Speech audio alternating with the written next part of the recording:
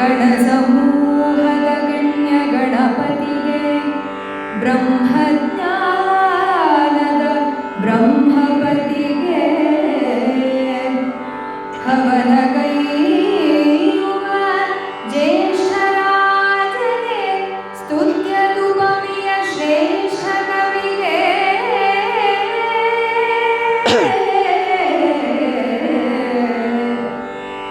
ಸ್ತುತಿಯ ನಾಲಿಸಿ ನಮ್ಮ ಕರ್ಮಕ್ಕೆ ಸಿದ್ಧಿಯ ಕೊಡಲು ಆಸೀನನಾಗು.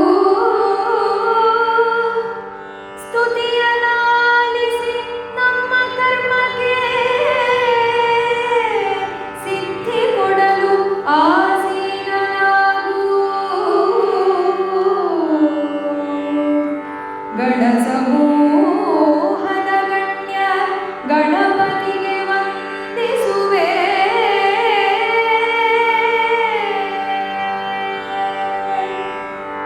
ಹರ ಶಂಭೋ ಮಹಾದೇವ ವಿಶ್ವೇಶ ಅಮರ ವಲ್ಲಭ ಅಮೃತೇಶಾಯ ಶರ್ವಾಯ ಪಾರ್ವತೀಶಾಯ ತೇ ನಮಃ. ನಮಸ್ತೆ ಸುಮಹಾಮಾಯೇ ಶ್ರೀಪೀಠೆ ಸುರಪೂಜಿತೆ. ನಮಸ್ತೆ ಸುಮಹಾಮಾಯೇ ಶ್ರೀಪೀಠೆ ಸುರಪೂಜಿತೆ. ಶಂಖ ಚಕ್ರ ಗದಾ ಹಸ್ತೆ ಮಹಾಲಕ್ಷ್ಮೀ ನಮೋಸ್ತುತೆ. ಶಂಖ ಚಕ್ರ ಗದಾ ಹಸ್ತೆ ಮಹಾಲಕ್ಷ್ಮೀ ನಮೋಸ್ತುತೆ.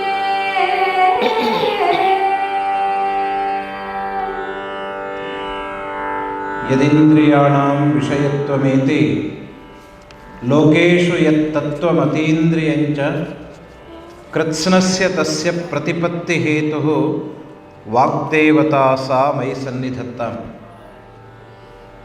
ಯೋऽन्तಃ ಪ್ರವಿಶ್ಯ ಮಮ ವಾಚಮಿಮಾಂ ಪ್ರಸುಪ್ತಾಂ ಸಂಜೀವಯತ್ಯಖಿಲಶಕ್ತಿಧರಸ್ವಧಾಮ್ನಾ ಅನ್ಯಾಂಶ್ಚ ಹಸ್ತಚರಣಶ್ರವಣತ್ವಗಾದೀನ್ ಪ್ರಾಣಾನ್ ನಮೋ ಭಗವತೆ ಪುರುಷಾಯ ತುಭ್ಯಂ. ಶಂಭೋ ಗಿರೀಶ ಸುರಪೂಜಿತ ಕಾಮವೈರಿನ್ ಗೌರೀಶ ಶಂಕರ ಮಹೇಶ್ವರ ವಿಶ್ವಹೇತೋ ಧರ್ಮಸ್ಥಳೇಶ ಸಕಲೇಶ ದಯಾಪಯೋಧೆ ಶ್ರೀ ಮಂಜುನಾಥ ನಿತರಾಂ ಕುರುಮಂಗಲಮ್ಮೆ. ಕ್ಷೇತ್ರದ ಸ್ವಾಮಿಯ ಪಾದಾರವಿಂದಗಳಿಗೆ ಸಾಷ್ಟಾಂಗ ಪ್ರಣಾಮಗಳನ್ನು ಸಮರ್ಪಿಸ್ತಾ, ಕ್ಷೇತ್ರದ ಎಲ್ಲ ಪರಿವಾರ ದೇವರು ದೈವಗಳಿಗೂ ಕೂಡ ನಮ್ಮ ನಮಸ್ಕಾರಗಳನ್ನು ಸಮರ್ಪಿಸ್ತಾ, ಶ್ರೀ ಕ್ಷೇತ್ರ ಧರ್ಮಸ್ಥಳದಲ್ಲಿ ಕಳೆದ 53 ವರ್ಷಗಳಿಂದ ನಿರಂತರವಾಗಿ ನಡೆದುಕೊಂಡು ಬರ್ತಾ ಇರುವಂತಹ ಈ ಪುರಾಣ ವಾಚನ ವ್ಯಾಖ್ಯಾನ ಕಾರ್ಯಕ್ರಮದ 2025ನೇ ವರ್ಷದ ಆಷಾಢ ಶ್ರಾವಣ ಮಾಸ ಈ ತಿಂಗಳಲ್ಲಿ ನಡೀತಾ ಇರುವಂತಹ, ಮಳೆಗಾಲದಲ್ಲಿ ನಡೀತಾ ಇರುವಂತಹ ಈ ಪುರಾಣ ವಾಚನ ವ್ಯಾಖ್ಯಾನ ಕಾರ್ಯಕ್ರಮದ ಕೊನೆಯ ಭಾಗದಲ್ಲಿ ನಾವಿದ್ದೇವೆ. ಭಗವಂತನ ಸೇವೆಯನ್ನು ಬೇರೆ ಬೇರೆ ರೀತಿಯಲ್ಲಿ ಮಾಡಲಿಕ್ಕಾಗ್ತದೆ. ನಾವು ಬಂದು ಭಗವಂತನ ದರ್ಶನವನ್ನು ಪಡೆದು ಭಗವಂತನಿಗೆ ನಮ್ಮ ಪ್ರಣಾಮಗಳನ್ನು ನಿವೇದನೆಯನ್ನು ಸಮರ್ಪಣೆ ಮಾಡ್ತೇವೆ. ಭಗವಂತನ ನಾಮಸ್ಮರಣೆಯನ್ನು ಮಾಡಿ ಭಗವಂತನ ಸ್ತುತಿಯನ್ನು ಮಾಡ್ತೇವೆ. ಭಗವಂತನಿಗೆ ಅರ್ಚನೆಯನ್ನು ಮಾಡಿ ಪೂಜೆಯನ್ನು ಮಾಡಿ ನಮ್ಮ ಶ್ರದ್ಧೆಯನ್ನು ನಾವು ತೋರ್ಪಡಿಸ್ತೇವೆ. ಹೀಗೆ ನವವಿಧವಾದಂತಹ ಭಕ್ತಿ ಅಂತಿದೆ. ಆ 9 ವಿಧವಾದ ಭಕ್ತಿಯ ಮುಖಾಂತರ ಭಗವಂತನ ಸೇವೆಯನ್ನು ಮಾಡ್ತೇವೆ ನಾವು. ಶ್ರೀ ಕ್ಷೇತ್ರ ಧರ್ಮಸ್ಥಳದಲ್ಲಿ ನಿರಂತರವಾಗಿ ಭಗವತ್ ಸೇವೆ ಎನ್ನುವುದು ನಡ್ಕೊಂಡು ಬರ್ತದೆ, ವರ್ಷದುದ್ದಕ್ಕೂ ನಡೀತಾ ಇರ್ತದೆ. ಸುಮಾರು 800 ವರ್ಷಗಳ ಇತಿಹಾಸವಿರುವಂತಹ ಈ ಪಾವನ ಧರ್ಮಸ್ಥಳ ಕ್ಷೇತ್ರದಲ್ಲಿ ಕಳೆದ 800 ವರ್ಷಗಳಿಂದಲೂ ಕೂಡ ಯಾವ ಪರಂಪರೆಗೂ ಧಕ್ಕೆ ಆಗದ ಹಾಗೆ ಸ್ವಾಮಿಯ ಸೇವೆಯನ್ನು ಕ್ಷೇತ್ರದಲ್ಲಿ ನಡೆಸಿಕೊಂಡು ಬರ್ತಾ ಇದ್ದಾರೆ. ಇದೊಂದು ಸರ್ವಧರ್ಮ ಸಮನ್ವಯ ಕ್ಷೇತ್ರ ಅಂತ ಕರೀತಾರೆ. ಶಿವ ದೇವರು ಇಲ್ಲಿರುವವನು. ವೈಷ್ಣವರು ಶಿವನ ಅರ್ಚನೆಯನ್ನು ಮಾಡ್ತಾರೆ. ಜೈನ ಮತದವರು ಈ ದೇವಸ್ಥಾನದ ಆಡಳಿತವನ್ನು ಧರ್ಮಾಧಿಕಾರಿಗಳಾಗಿ ನೋಡಿಕೊಳ್ತಾರೆ. ಈ ತ್ರಿವೇಣಿ ಸಂಗಮ ಎನ್ನುವಂಥದ್ದು ಅತ್ಯಂತ ಪವಿತ್ರವಾದದ್ದು. ಎಲ್ಲರೂ ಅವರವರ ಕರ್ತವ್ಯಗಳನ್ನು ಶ್ರದ್ಧೆಯಿಂದ ನಡೆಸಿಕೊಂಡು ಬರ್ತಾ ಇರುವುದರಿಂದ ಶ್ರೀ ಕ್ಷೇತ್ರ ದಿನದಿಂದ ದಿನಕ್ಕೆ ಅಭಿವೃದ್ಧಿಯನ್ನು ಪಡಿತಾ ಇದೆ. ದೇವರ ಒಳಗಡೆ ನಡೆಯುವ ಸೇವೆಯ ಜೊತೆಯಲ್ಲಿ ದೇವಸ್ಥಾನದಿಂದ ಪ್ರವರ್ತಿತವಾದಂತಹ ನೂರಾರು ಯೋಜನೆಗಳನ್ನು ಕ್ಷೇತ್ರದ ಧರ್ಮಾಧಿಕಾರಿಗಳು ನಡೆಸಿಕೊಂಡು ಬರ್ತಾ ಇದ್ದಾರೆ. ಯಾಕೆಂದರೆ ಜನರಿಗೆ ಒಳ್ಳೆಯ ಬುದ್ಧಿಯನ್ನು, ಒಳ್ಳೆಯ ಚಿಂತನೆಯನ್ನು ತಿಳಿಸುವ, ಒಳ್ಳೆಯ ಜೀವನವನ್ನು ಹೇಗೆ ನಡೆಸಬೇಕು ಎನ್ನುವುದನ್ನು ನಾವು ಕಲಿಸಿಕೊಡಬೇಕು ಅಂತ ಅದಕ್ಕೆ ವ್ಯವಸ್ಥೆ ಮಾಡಬೇಕು ಅಂತ ಹೊರಟಿದ್ದಾರಲ್ಲ, ಅದೆಲ್ಲ ಭಗವಂತನ ಸೇವೆಯ ಒಂದೊಂದು ರೂಪ. ಎಲ್ಲಿಯೂ ಕೂಡ ನಾನು ಮಾಡ್ತಾ ಇದ್ದೇನೆ ಎಂಬ ಭಾವ ಇಲ್ಲ, ಭಗವಂತ ಮಾಡಿಸ್ತಾ ಇದ್ದಾನೆ ನಮ್ಮ ಮುಖಾಂತರ ಎಂಬ ಭಾವದಿಂದ ಕ್ಷೇತ್ರದ ಎಲ್ಲ ಚಟುವಟಿಕೆಗಳು, ಸೇವಾ ಕಾರ್ಯಗಳು ಕೂಡ ನಡ್ಕೊಂಡು ಬರ್ತಾ ಇದೆ. ಅದೇ ರೀತಿಯಾಗಿ ಒಂದು ಪ್ರಾಚೀನ ಕಾವ್ಯಗಳು ಅಂತ ಯಾವುದಿದೆಯೋ ಅದರಲ್ಲಿ ಭಗವಂತನನ್ನು ನಾವು ಸ್ತುತಿ ಮಾಡ್ತೇವೆ, ಭಗವಂತನ ಕುರಿತಾದಂತಹ ವರ್ಣನೆಗಳನ್ನು ಮಾಡ್ತೇವೆ. ಜೊತೆಗೆ ಭಗವಂತನ ಮಹಿಮೆಯನ್ನು ಹೇಳ್ತಾ ಅದರ ಪ್ರಭಾವದಿಂದ ನಾವೆಲ್ಲರೂ ಕೂಡ ಭಗವಂತನ ಸ್ವರೂಪರೇ ಆಗಬೇಕು ಎಂಬಂತಹ ಉದ್ದೇಶದಿಂದ ಇಂತಹ ಪುರಾಣ ವಾಚನ ವ್ಯಾಖ್ಯಾನ ಕಾರ್ಯಕ್ರಮ ಕ್ಷೇತ್ರದಲ್ಲಿ ನಡೆಸಿಕೊಂಡು ಬರ್ತಾ ಇದ್ದಾರೆ. ನಾನು ಹೇಳಿದ 53 ವರ್ಷಗಳಿಂದ ನಿರಂತರವಾಗಿ ನಡ್ಕೊಂಡು ಬರ್ತಾ ಇದೆ ಅಂತ. ದೇವರ ಉತ್ಸವ ಆಗುವಾಗ ಅಷ್ಟಾವಧಾನ ಸೇವೆ ಅಂತ ಆಗ್ತದೆ. ಆ ಸೇವೆ ಮಾಡುವಾಗಲೂ ಕೂಡ ಭಗವಂತನ ಸ್ತುತಿಯನ್ನು ಮಾಡ್ತಾರೆ, ಹಾಡ್ತಾರೆ. ಗಮಕಿಗಳು ಅಲ್ಲಿ ಹಾಡನ್ನು ಹಾಡ್ತಾರೆ. ಆಚಾರ್ಯ ತಪಸ್ಸ ಆಮ್ನಾಯ ಜಪೇನ ಉತ್ಸವೇನ ಅನ್ನದಾನೇನ ಚ ಕ್ಷೇತ್ರ ವೃದ್ಧಿಸ್ತು ಪಂಚಧಾ ಅಂತ ಹೇಳ್ತೇವೆ. ಯಾವುದೇ ಒಂದು ಧರ್ಮಕ್ಷೇತ್ರ ಅದು ಬೆಳಿಬೇಕು, ವೃದ್ಧಿ ಹೊಂದಬೇಕು, ಅಭಿವೃದ್ಧಿ ಹೊಂದಬೇಕು, ಜನರು ಹೆಚ್ಚೆಚ್ಚು ಅಲ್ಲಿ ಬರಬೇಕು ಅಂತಂದರೆ ಅಲ್ಲಿ ಪೂಜೆ ಮಾಡುವ ಅರ್ಚಕರು ನಿಷ್ಠೆಯಿಂದ ಆ ದೇವರ ಪೂಜೆಯನ್ನು ಮಾಡಬೇಕಾಗ್ತದೆ. ಆಚಾರ್ಯ ತಪಸ್ಸ ಅಂತ ಅದನ್ನು ಕರಿತೇವೆ. ಎರಡನೇದು ಆಮ್ನಾಯ ಜಪೇನ ಅಂತ, ವೇದ ಮಂತ್ರಗಳ ಪಠಣಗಳನ್ನು ಮಾಡಬೇಕಾಗ್ತದೆ. ಕ್ಷೇತ್ರದಲ್ಲಿ ಪ್ರತಿ ದಿವಸ ಸ್ವಾಮಿಗೆ ಶತರುದ್ರ ಅಭಿಷೇಕ ನಡೀತದೆ, ಪವಮಾನ ಅಭಿಷೇಕ ನಡೀತದೆ. ವೇದ ಮಂತ್ರಗಳ ಪುರಸ್ಸರವಾಗಿ ಅದು ನಡೀತದೆ. ಆ ವೇದ ಮಂತ್ರಗಳಿಗೆ ಎಂತಹ ಶಕ್ತಿ ಇದೆ ಅಂತಂದರೆ ಅದನ್ನು ಉಚ್ಚಾರ ಮಾಡಿದರೆ ಈ ವಾತಾವರಣ ಎಲ್ಲ ಶುದ್ಧ ಆಗ್ತದೆ. ಯಾಕೆಂದರೆ ವೇದ ಮಂತ್ರವನ್ನು ಯಾರೋ ಒಬ್ಬರು ಬರೆದದ್ದಲ್ಲ, ಋಷಿ ಮುನಿಗಳು ತಮ್ಮ ತಪಸ್ಸಿನಿಂದ ವೇದ ಮಂತ್ರಗಳನ್ನು ಕಂಡುಕೊಂಡರು. ಆದ್ದರಿಂದ ಋಷಿಗಳನ್ನು ವೇದ ದೃಷ್ಟಾರರು ಅಂತ ಕರೀತಾರೆ. ಉಳಿದ ಎಲ್ಲ ಗ್ರಂಥಗಳಿಗೆ ಲೇಖಕರಿದ್ದಾರೆ, ಇಂಥವ್ರು ಬರೆದದ್ದು ಅಂತಿದೆ. ವೇದ ಮಂತ್ರಗಳಿಗೆ ಇಂಥವ್ರು ಬರೆದದ್ದು ಅಂತಿಲ್ಲ, ಇಂತಹ ಋಷಿಗಳು ಕಂಡುಕೊಂಡರು ಅಂತ ಹೇಳ್ತೇವೆ ನಾವು. ಗಾಯತ್ರಿ ಮಂತ್ರ ತುಂಬ ಜನಜನಿತವಾದದ್ದೆಲ್ಲರಿಗೆ ಗೊತ್ತು. ಈ ಗಾಯತ್ರಿ ಮಂತ್ರವನ್ನು ವಿಶ್ವಾಮಿತ್ರ ಮಹರ್ಷಿಗಳು 1000 ವರ್ಷಗಳ ತಪಸ್ಸನ್ನು ಮಾಡಿದಾಗ ಅವರಿಗೆ ಸಾಕ್ಷಾತ್ಕಾರ ಆಯಿತು. ಅದನ್ನು ನಮ್ಮ ಕಲ್ಯಾಣಕ್ಕಾಗಿ ಕೊಟ್ಟರು. ಹೀಗೆ ವೇದ ಮಂತ್ರಗಳ ಪಠಣ ಮಾಡೋದರಿಂದ ಕ್ಷೇತ್ರದ ವೃದ್ಧಿ ಆಗ್ತದೆ ಅಂತ ಹೇಳ್ತಾರೆ. ಮೂರನೆಯದು ನಿಯಮೇನ ಚ ಅಂತ ಹೇಳ್ತಾರೆ. ಪ್ರತಿಯೊಂದು ಕ್ಷೇತ್ರಕ್ಕೂ ಕೂಡ ಅದರದೇ ಆದ ನಿಯಮ ಇರ್ತದೆ. ಇಷ್ಟಿಷ್ಟು ಕಾಲಕ್ಕೆ ಹೀಗೆ ಪೂಜೆಗಳಾಗಬೇಕು, ನೈವೇದ್ಯಕ್ಕೆ ಇಂತಹದ್ದಾಗಬೇಕು ಅಂತ ಇದೆ. ನಮ್ಮ ಧರ್ಮಸ್ಥಳ ಕ್ಷೇತ್ರದಲ್ಲಿ ದೇವರ ದರ್ಶನಕ್ಕೆ ಹೋಗುವಾಗ ಸ್ನಾನ ಮಾಡಿ ಶುಭ್ರರಾಗಿ ಹೋಗಬೇಕು. ಗಂಡಸರು ಶರ್ಟು ಬನಿಯನ್ನು ತೆಗೆದು ಒಳಗಡೆ ಹೋಗಬೇಕು. ಇದು ನಿಯಮ ಇದೆ. ಆ ನಿಯಮಗಳನ್ನು ನಾವು ತಪ್ಪದೇ ಪಾಲಿಸಿಕೊಂಡು ಬಂದ್ವಿ ಅಂತಂದರೆ ನಮಗೆ ಮಾತ್ರ ಲಾಭ ಅಲ್ಲ, ಕ್ಷೇತ್ರದ ವೃದ್ಧಿ ಕೂಡ ಅದರಿಂದ ಆಗ್ತದೆ. ಪ್ರತಿಯೊಂದು ಕ್ಷೇತ್ರದ ನಿಯಮ ಏನಿದೆಯೋ ಆ ನಿಯಮಗಳನ್ನು ನಾವು ಪರಿಪಾಲನೆ ಮಾಡಬೇಕು ಅಂತ ಅರ್ಥ. ಹಾಗೆ ಉತ್ಸವಗಳು ನಡೀತದೆ. ನೀವು ಧರ್ಮಸ್ಥಳದ ಉತ್ಸವವನ್ನು ನೋಡಬೇಕು, ಎಂತಹ ಅದ್ಭುತವಾದ ಉತ್ಸವಗಳು ಇಲ್ಲಿ ನಡೀತದೆ ಅಂತ ಹೇಳೋದನ್ನು. ಆ ಉತ್ಸವವನ್ನು ಮಾಡಿದಾಗ ಭಗವಂತನಿಗೆ ಬಹಳ ಸಂತೋಷ ಆಗ್ತದಂತೆ. ನಿಮ್ಮೂರಿನ ದೇವಸ್ಥಾನಗಳಲ್ಲಿ ಜಾತ್ರೆ ಮಾಡ್ತಾರೆ, ಪ್ರತಿ ವರ್ಷ ಜಾತ್ರೆ ಮಾಡ್ತೇವೆ. ಆ ಜಾತ್ರೆಯನ್ನು ಮಾಡಿದಾಗ ಭಗವಂತನಿಗೆ ಸಂತೋಷ ಆಗತ್ತೆ, ಉತ್ಸವದಿಂದ ಭಗವಂತನಿಗೆ ಸಂತೋಷವಾಗತ್ತೆ, ಕ್ಷೇತ್ರದ ಸಾನ್ನಿಧ್ಯ ವೃದ್ಧಿ ಎನ್ನುವುದು ಅದರಿಂದ ಆಗತ್ತೆ. ಆಮೇಲೆ 5ನೇ ಕಾರಣವನ್ನು ಹೇಳ್ತಾರೆ, ಅನ್ನದಾನೇನ ಅಂತ. ನಿರಂತರವಾಗಿ ಅನ್ನದಾನ ನಡೀತಾ ಇರಬೇಕು.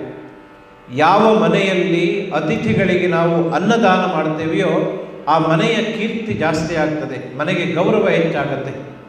ಯಾವ ದೇವಸ್ಥಾನದಲ್ಲಿ ಅನ್ನದಾನ ಎನ್ನುವುದು ನಡೀತದೆಯೋ ಆ ದೇವಸ್ಥಾನದ ಭಗವಂತನ ಸಾನ್ನಿಧ್ಯ ಎನ್ನುವುದು ವೃದ್ಧಿಯಾಗ್ತದೆ, ಹೆಚ್ಚಾಗ್ತಾ ಬರ್ತದೆ ಅಂತ ಅರ್ಥ. ಧರ್ಮಸ್ಥಳದ ಅನ್ನದಾನಕ್ಕೆ ಅದರದೇ ಆದ ಪರಂಪರೆ ಇದೆ. ಇಲ್ಲಿ ಬಂದ ಯಾವೊಬ್ಬನೂ ಕೂಡ ಭಗವಂತನ ಪ್ರಸಾದವನ್ನು ಸ್ವೀಕರಿಸದೆ ಅವನು ಹಿಂದೆ ಹೋಗೋದಿಲ್ಲ. ಅಷ್ಟು ರುಚಿಕರವಾದ ಶುದ್ಧವಾದಂತಹ ಅನ್ನಪ್ರಸಾದವನ್ನು ಅನ್ನಪೂರ್ಣದಲ್ಲಿ ಕ್ಷೇತ್ರದಲ್ಲಿ ಧರ್ಮಾಧಿಕಾರಿಗಳು ವ್ಯವಸ್ಥೆಯನ್ನು ಮಾಡಿದ್ದಾರೆ. ಈ 5 ಕಾರಣಗಳಿಂದ ಕ್ಷೇತ್ರ ಎನ್ನುವುದು ಅಭಿವೃದ್ಧಿಯಾಗ್ತದೆ ಅಂತ ಹೇಳ್ತಾರೆ. ಅದರಲ್ಲಿ ಒಂದು ನಾವು ಹೇಳಿದ ವಾಚನ, ವ್ಯಾಖ್ಯಾನ, ಭಗವಂತನ ಸ್ತುತಿ ಮಾಡೋದು, ಕೀರ್ತನೆ ಮಾಡೋದು, ಇದೆಲ್ಲವೂ ಕೂಡ ಹೌದು. ಇದರ ಸಣ್ಣ ಸಣ್ಣ ರೂಪಗಳು ನಮ್ಮ ಮನೆಯಲ್ಲಿ ಕಾಣ್ತೇವೆ ನಾವು. ಪ್ರತಿನಿತ್ಯ ಸಾಯಂಕಾಲ ಕೈಕಾಲು ತೊಳೆದು ದೇವರಿಗೆ ದೀಪ ಹತ್ತಿಸಿ ದೇವರನ್ನು ಕುರಿತ ಭಜನೆಗಳನ್ನು ಮಾಡಬೇಕು ಮನೆಯಲ್ಲಿ. ಮನೆಯ ವಾತಾವರಣ ಶುದ್ಧ ಆಗ್ತದೆ. ನಮಗೇನಾಗಿದೆ ಅಂದರೆ ಭಜನೆ ಮಾಡುವ ಸಾಯಂಕಾಲದ ಹೊತ್ತಿಗೆ ಸರಿಯಾಗಿ ಟಿ ವಿಯಲ್ಲಿ ಧಾರಾವಾಹಿಗಳು ಶುರುವಾಗ್ತದೆ, ದೇವರು ಮರೆತು ಹೋಗ್ತದೆ ನಮಗೆ. ಧಾರಾವಾಹಿಗಳಲ್ಲಾದರೂ ಏನಾದರೂ ಸಚ್ಚಿಂತನೆ ಬರ್ತದೆಯಾ ಅಂತಂದರೆ ಇಲ್ಲ, ಮನೆ ಒಡೆಯುವ ಕೆಲಸಗಳೇ ಅಲ್ಲಿ ಬರುವಂಥದ್ದು. ಇದನ್ನೇ ನಾವು ನೋಡ್ತಾ ಹೋಗ್ತೇವೆ. ಮನೆಯಲ್ಲಿ ಸಚ್ಚಿಂತನೆ ಬರಬೇಕು ಅಂದರೆ ಭಗವಂತನನ್ನು ಕುರಿತ ಪಠಣ, ಸ್ತೋತ್ರಗಳ ಪಠಣವನ್ನು ಮಾಡಬೇಕು. ನಾವು ಬೆಳಿಗ್ಗೆ ಸಾಯಂಕಾಲ ಮಾಡಬೇಕು. ನಮ್ಮ ಮನಸ್ಸು ಶುದ್ಧಿ ಆಗ್ತಾ ಹೋಗುತ್ತೆ, ಅದಕ್ಕೆ ಇದು ಬೇಕು ಅಂತ ಹೇಳ್ತಾರೆ. ಆ ರೀತಿಯಲ್ಲಿ ಮನೆಯಲ್ಲಿ ನಡೆದರೆ ಮನೆ ಶುದ್ಧವಾಗ್ತದೆ, ಊರಿನಲ್ಲಿ ನಡೆದರೆ ಊರು ಪರಿಶುದ್ಧವಾಗುತ್ತೆ.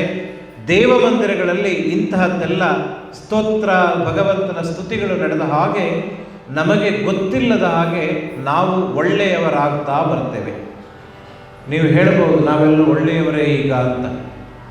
ಮನುಷ್ಯರಾದವರಲ್ಲಿ 100ಕ್ಕೆ 100ರಷ್ಟು ಒಳ್ಳೆತನ ಇರುವುದಿಲ್ಲ. ಒಳ್ಳೆತನ ಕೆಟ್ಟತನ ಎರಡೂ ಇರ್ತದೆ. ಕೆಲವರಲ್ಲಿ ಕೆಟ್ಟತನ ಕಡಿಮೆ ಇರ್ಬೋದು, ಒಳ್ಳೆತನ ಜಾಸ್ತಿ ಇರ್ಬೋದು. ಇನ್ನು ಕೆಲವರಲ್ಲಿ ಕೆಟ್ಟತನವೇ ಜಾಸ್ತಿ ಇರ್ಬೋದು, ಒಳ್ಳೆತನ ಕಡಿಮೆ ಇರ್ಬೋದು. ಇನ್ನು ಕೆಲವರಲ್ಲಿ ಕೆಟ್ಟತನ ತನ್ನಲ್ಲಿದೆ ಅಂತ ಅವರಿಗೆ ಗೊತ್ತಿಲ್ಲದೆ ಇರ್ಬೋದು. ಅದನ್ನೆಲ್ಲ ದೂರ ಮಾಡಿಕೊಳ್ಬೇಕು ಅಂತಂದರೆ ಭಗವಂತನ ಚಿಂತನೆಯನ್ನು ಮಾಡಲಿಕ್ಕೆ ಪ್ರಾರಂಭ ಮಾಡಿದಾಗ ನಮ್ಮ ದೋಷದ ಅರಿವು ನಮಗಾಗಲಿಕ್ಕೆ ಪ್ರಾರಂಭ ಆಗುತ್ತೆ. ನನ್ನ ತಪ್ಪು ಯಾವುದು ಅಂತ ನನಗೆ ಗೊತ್ತಾದರೆ ನನ್ನನ್ನು ನಾನು ತಿದ್ದಿಕೊಳ್ಳಿಕ್ಕಾಗತ್ತೆ. ನಾನೊಬ್ಬ ತಿದ್ದಿಕೊಂಡ್ರೆ, ತಪ್ಪನ್ನು ತಿದ್ದಿಕೊಂಡ್ರೆ ಪ್ರಪಂಚದಲ್ಲಿ ಒಬ್ಬ ಮೂರ್ಖ ಕಡಿಮೆ ಆದ ಅಂತ ಲೆಕ್ಕ. ಹಾಗೆ ಪ್ರತಿಯೊಬ್ಬರು ಒಳ್ಳೆಯವರಾಗ್ತಾ ಬರಲಿಕ್ಕೆ ಸಾಧ್ಯ ಆಗುತ್ತೆ. ಆ ದೃಷ್ಟಿಯಿಂದ ವಾಚನ ವ್ಯಾಖ್ಯಾನ ಕಾರ್ಯಕ್ರಮಗಳು ಕ್ಷೇತ್ರದಲ್ಲಿ ಪ್ರತಿ ವರ್ಷ ನಡ್ಕೊಂಡು ಬರ್ತಾ ಇದೆ, ಪೂಜ್ಯ ಹೆಗ್ಗಡೆಯವರ ಮಾರ್ಗದರ್ಶನದಲ್ಲಿ.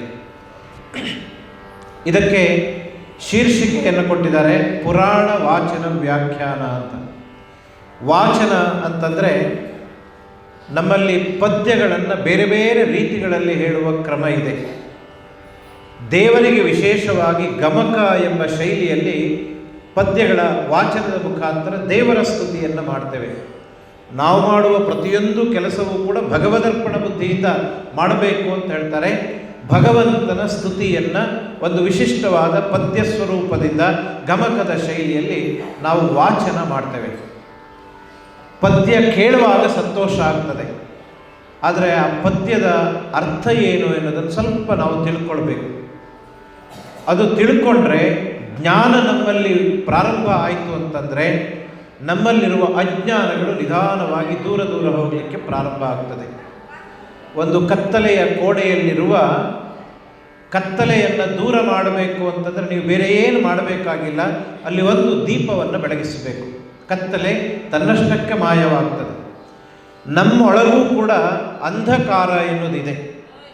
ಆ ಅಂಧಕಾರ ದೂರ ಆಗಬೇಕು ಅಂತಂದರೆ ನಮ್ಮೊಳಗೆ ಜ್ಞಾನವೆಂಬ ಜ್ಯೋತಿಯನ್ನು ನಾವು ಬೆಳಗಬೇಕು, ದೀಪವನ್ನು ಹೊತ್ತಿಸಬೇಕು. ಆ ಜ್ಞಾನ ಎಲ್ಲಿ ಬರುತ್ತೆ ಅಂದರೆ ಪದ್ಯ ಹಾಡಿದಾಗ ಅದರ ಅರ್ಥದಲ್ಲಿ ಏನಿದೆ ಎನ್ನುವುದನ್ನು ಸ್ವಲ್ಪ ಮಟ್ಟಿಗೆ ತಿಳ್ಕೊಂಡಾಗ ಅಂತಹ ಜ್ಞಾನಗಳು ನಮ್ಮಲ್ಲಿ ಪ್ರಾರಂಭ ಆಗ್ತದೆ. ಈ ರೀತಿಯಲ್ಲಿ ಮನುಷ್ಯರನ್ನು ಮಾನವತ್ವದಿಂದ ದೇವತ್ವದ ಕಡೆಗೆ ಕೊಂಡು ಹೋಗುವಂತಹ ಸಾಧನ ಭಗವಂತನಿಗೆ ಅತ್ಯಂತ ಪ್ರಿಯವಾದದ್ದು ಪುರಾಣ ವಾಚನ ವ್ಯಾಖ್ಯಾನ ಅಂತ ಕರಿತೇವೆ. ಪುರಾಣ ಹೇಳಿದ ಕೂಡಲೇ ಯಾರಾದರೂ ಹೇಳ್ತಾರೆ, ನಿನ್ನ ಪುರಾಣ ಸಾಕು ಮಾಡು ಅಂತ ಹೇಳ್ತಾರೆ. ಪುರಾಣ ಅಂದರೆ ಪ್ರಯೋಜನಕ್ಕೆ ಬಾರದೇ ಇದ್ದದ್ದನ್ನು ಯಾವುದೋ ಒಂದು ಘಟನೆಯನ್ನು ಹೇಳುವುದು ಅಂತ ಹೇಳ್ತಾರೆ. ಪುರಾಣ ಅಂದರೆ ಹಾಗಲ್ಲ. ಎಲ್ಲ ಕಾಲದಲ್ಲಿಯೂ ಅತ್ಯಂತ ಪ್ರಸ್ತುತವಾದದ್ದನ್ನೇ ಪುರಾಣ ಅಂತ ನಾವು ಕರಿತೇವೆ. ನಮ್ಮ ಭಾರತೀಯ ಪುರಾಣಗಳಲ್ಲಿ, ಇತಿಹಾಸ ಗ್ರಂಥಗಳಲ್ಲಿ ಪ್ರತಿಪಾದಿಸಲ್ಪಟ್ಟ ಹೇಳಿದಂತಹ ವಿಷಯ ಸಾರ್ವಕಾಲಿಕವಾದ ವಿಷಯ. ಒಂದು ಕಾಲಕ್ಕೆ ಬೇಕಾಗುವ ಹಾಗೆ ನಾವು ಹೇಳಿಲ್ಲ. ಮನುಷ್ಯರು ಈ ಪ್ರಪಂಚದಲ್ಲಿ ಇರುವವರೆಗೂ ಕೂಡ ಅವರಿಗೆ ಪ್ರತಿನಿತ್ಯ ಬೇಕಾಗುವಂತಹ ಉಪಯೋಗವಾಗುವ ವಿಷಯಗಳನ್ನೇ ನಮ್ಮ ಪುರಾಣ ಗ್ರಂಥಗಳು ಹೇಳ್ತವೆ. ಅಂತಹ ಪುರಾಣ ಗ್ರಂಥಗಳನ್ನು ವಾಚನ ವ್ಯಾಖ್ಯಾನ ಹಾಡುವ ಮುಖಾಂತರ, ಅದರ ಅರ್ಥವನ್ನು ತಿಳಿಸುವ ಮುಖಾಂತರ ಕ್ಷೇತ್ರದಲ್ಲಿ ಭಗವಂತನ ಸೇವಾರೂಪವಾಗಿ ಇದು ನಡ್ಕೊಂಡು ಬರ್ತಾ ಇದೆ. ಇಷ್ಟು ಹಿನ್ನೆಲೆಯನ್ನು ಹೇಳಿ ಕ್ಷೇತ್ರದ ಬಗ್ಗೆ, ಕ್ಷೇತ್ರದಲ್ಲಿ ಭಗವಂತನಿಗೆ ನಡೀತಾ ಇರುವಂತಹ ಸೇವಾ ಕಾರ್ಯಗಳ ಬಗ್ಗೆ, ಭಗವಂತನ ಪ್ರೇರಣೆಯಿಂದ ಹೆಗ್ಗಡೆಯವರು ಲೋಕ ಕಲ್ಯಾಣವಾಗಿ ಕೈಗೊಂಡಂತಹ ಅನೇಕ ವಿಧವಾದ ಜನಕಲ್ಯಾಣ ಕಾರ್ಯಕ್ರಮಗಳ ಬಗ್ಗೆ ನಾವು ಅರಿತುಕೊಂಡ್ರೆ ಒಬ್ಬ ಮನುಷ್ಯ ಯಾಕೆ ಬದುಕಬೇಕು, ಹೇಗೆ ಬದುಕಬೇಕು ಎಂಬಂತಹ ಮಾರ್ಗದರ್ಶನ ನಮಗೆ ಸಿಗ್ತದೆ.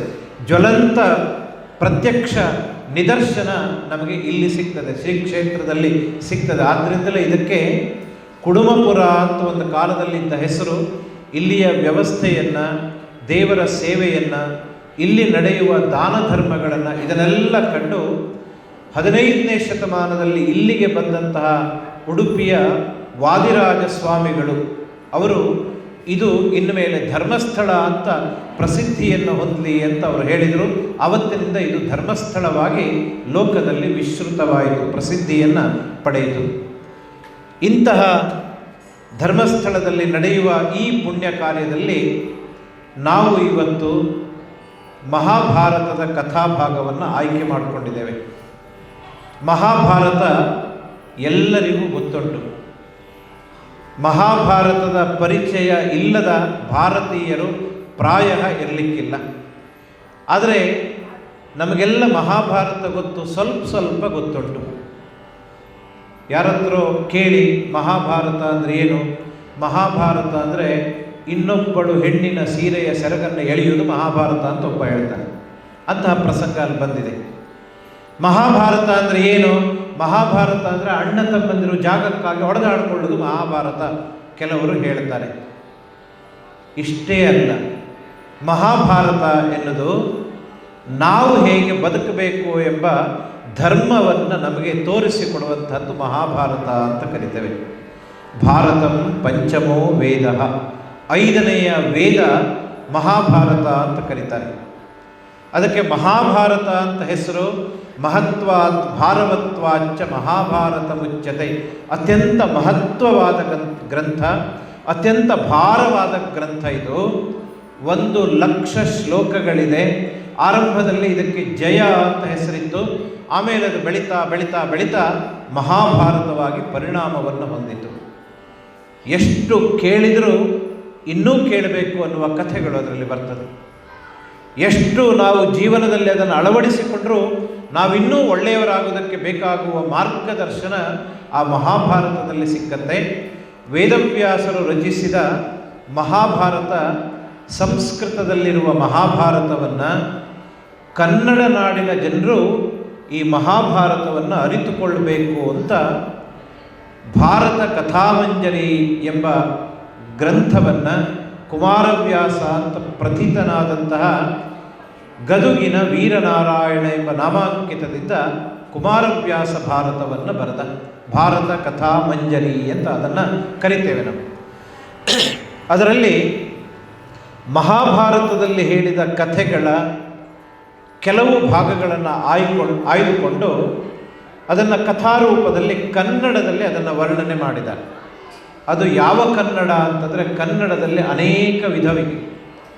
ಪ್ರಾಚೀನ ಕಾಲದಲ್ಲಿ ಪ್ರಸಿದ್ಧವಾಗಿದ್ದ ಹಳಗನ್ನಡ ಕಾವ್ಯದಲ್ಲಿ ಅದನ್ನು ಕಾವ್ಯ ರೂಪವಾಗಿ ಅವರು ಬರೆದರು. ಅಂತಹ ಮಹಾಭಾರತದ ಕಥೆ ಕಳೆದ 2 ತಿಂಗಳಿನಿಂದ ನಿರಂತರವಾಗಿ ಇಲ್ಲಿ ನಡೀತಾ ಇದೆ. ನಾವು ಪ್ರತಿ ದಿವಸ ಸ್ವಲ್ಪ ಪೀಠಿಕೆ ಹೇಳಿ ಮುಂದಕ್ಕೆ ಹೋಗಬೇಕು. ಯಾಕೆ ಅಂತಂದರೆ, ಹೇಳುವವರು ಗೊತ್ತಿರುವವರೇ ಆದರೂ ಕೇಳುವ ಶ್ರೋತೃಗಳು ಬೇರೆ ಬೇರೆ ದಿವಸ ಬೇರೆ ಬೇರೆಯವರು ಇರ್ತಾರೆ. ಅವರಿಗೆ ಕಥೆ ಎಲ್ಲಿ ಪ್ರಾರಂಭ ಆಗುತ್ತೆ ಎನ್ನುವ ಸೂಚನೆಯನ್ನು ನಾವು ಕೊಡಬೇಕಾಗತ್ತೆ. ಇಲ್ಲದೇ ಇದ್ದರೆ ಸಮುದ್ರದಲ್ಲಿ ಮಳೆ ಸುರಿದ ಹಾಗೆ ಆಗಿಬಿಡತ್ತೆ, ಗೊತ್ತಾಗೋದಿಲ್ಲ. ಅದಕ್ಕೋಸ್ಕರ ಹೇಳೋದು, ಇಂತಹ ಮಹಾಭಾರತದ ಭೀಷ್ಮ ಪರ್ವ ಅಂತ 18 ಪರ್ವಗಳಿದೆ ಮಹಾಭಾರತದಲ್ಲಿ. 18 ಅಕ್ಷೋಹಿಣಿ ಸೈನ್ಯಗಳಿವೆ. ಮಹಾಭಾರತದ ಯುದ್ಧ 18 ದಿವಸ ನಡೀತು. ಮಹಾಭಾರತದಲ್ಲಿ 18 ಪರ್ವಗಳಿದೆ. ಆ ಮಹಾಭಾರತದಲ್ಲಿ ಬರುವ ಭಗವದ್ಗೀತೆಯಲ್ಲಿ 18 ಅಧ್ಯಾಯಗಳಿದೆ. ಹೀಗೆಲ್ಲ 18 ಎಂಬ ನಂಟು ಮಹಾಭಾರತಕ್ಕೆ ಬರ್ತಾ ಹೋಗುತ್ತೆ. ಸಂಖ್ಯಾಶಾಸ್ತ್ರದಲ್ಲಿ ಅದಕ್ಕೆ ವಿಶೇಷ ಪ್ರಾಶಸ್ತ್ಯವನ್ನು ಹೇಳ್ತೇವೆ ನಾವು. ಅಂತಹ ಮಹಾಭಾರತದ ಭೀಷ್ಮ ಪರ್ವದಲ್ಲಿ ಈ ಭಗವದ್ಗೀತೆ ಎಂಬ ಒಂದು ಭಾಗ ಬರ್ತದೆ. ಅದನ್ನೇ ಕುಮಾರವ್ಯಾಸರು ಗೀತೋಪದೇಶ ಎಂಬ ರೀತಿಯಲ್ಲಿ ಅದನ್ನು ವ್ಯಾಖ್ಯಾನ ಮಾಡಿದ್ದಾರೆ, ಕಾವ್ಯವನ್ನು ರಚನೆ ಮಾಡಿದ್ದಾರೆ. ಮನುಷ್ಯ ನಮ್ಮ ಜೀವನ ಸಾರ್ಥಕವಾಗಬೇಕಾದ್ರೆ, ಅಂದರೆ ನಾವು ಬದುಕಿದ್ದು ನಮ್ಮ ಬದುಕು ಧನ್ಯ ಆಯಿತು ಅಂತ ನಾವು ಹೇಳಬೇಕಾದ್ರೆ ನಮ್ಮ ಜೀವನಕ್ಕೊಂದು ಗುರಿ ಇರಬೇಕು. ಆ ಗುರಿಯನ್ನು ನಾವು ಸಾಧನೆ ಮಾಡಬೇಕು. ಏನು ಮನುಷ್ಯ ಜೀವನದ ಗುರಿ ಅಂತಂದರೆ, ನಮಗೆಲ್ಲ ಗುರಿ ಇರುವಂಥದ್ದು ಸಣ್ಣ ಸಣ್ಣ ಗುರಿಗಳು, ಶಾರ್ಟ್ ಟರ್ಮ್ ಗೋಲ್ಸ್ ಅಂತ ಅದನ್ನು ಕರಿತೇವೆ. ಇವತ್ತು ನಮ್ಮ ಗುರಿ ಏನು? ಇವತ್ತು 100 ರೂಪಾಯಿ ಸಂಪಾದನೆ ಮಾಡಬೇಕು ಅನ್ನೋದು ಗುರಿ ಇರ್ಬೋದು. ನಾವು 100 ವರ್ಷ ಬದುಕ್ತೇವೆ, ಸ್ವಲ್ಪ ಜಾಸ್ತಿ ಆಯಿತು, ಕಡಿಮೆ ಮಾಡುವ. ಒಂದು 75 ವರ್ಷ ನಾವು ಬದುಕ್ತೇವೆ ಅಂತ ಇಟ್ಕೊಳ್ಳಿ. 75 ವರ್ಷಗಳ ಕಾಲ ಈ ಭೂಮಿಯಲ್ಲಿ ನೀವು ಬದುಕಿದ್ದು ಯಾಕೆ ಅಂತ ಕೇಳಿ.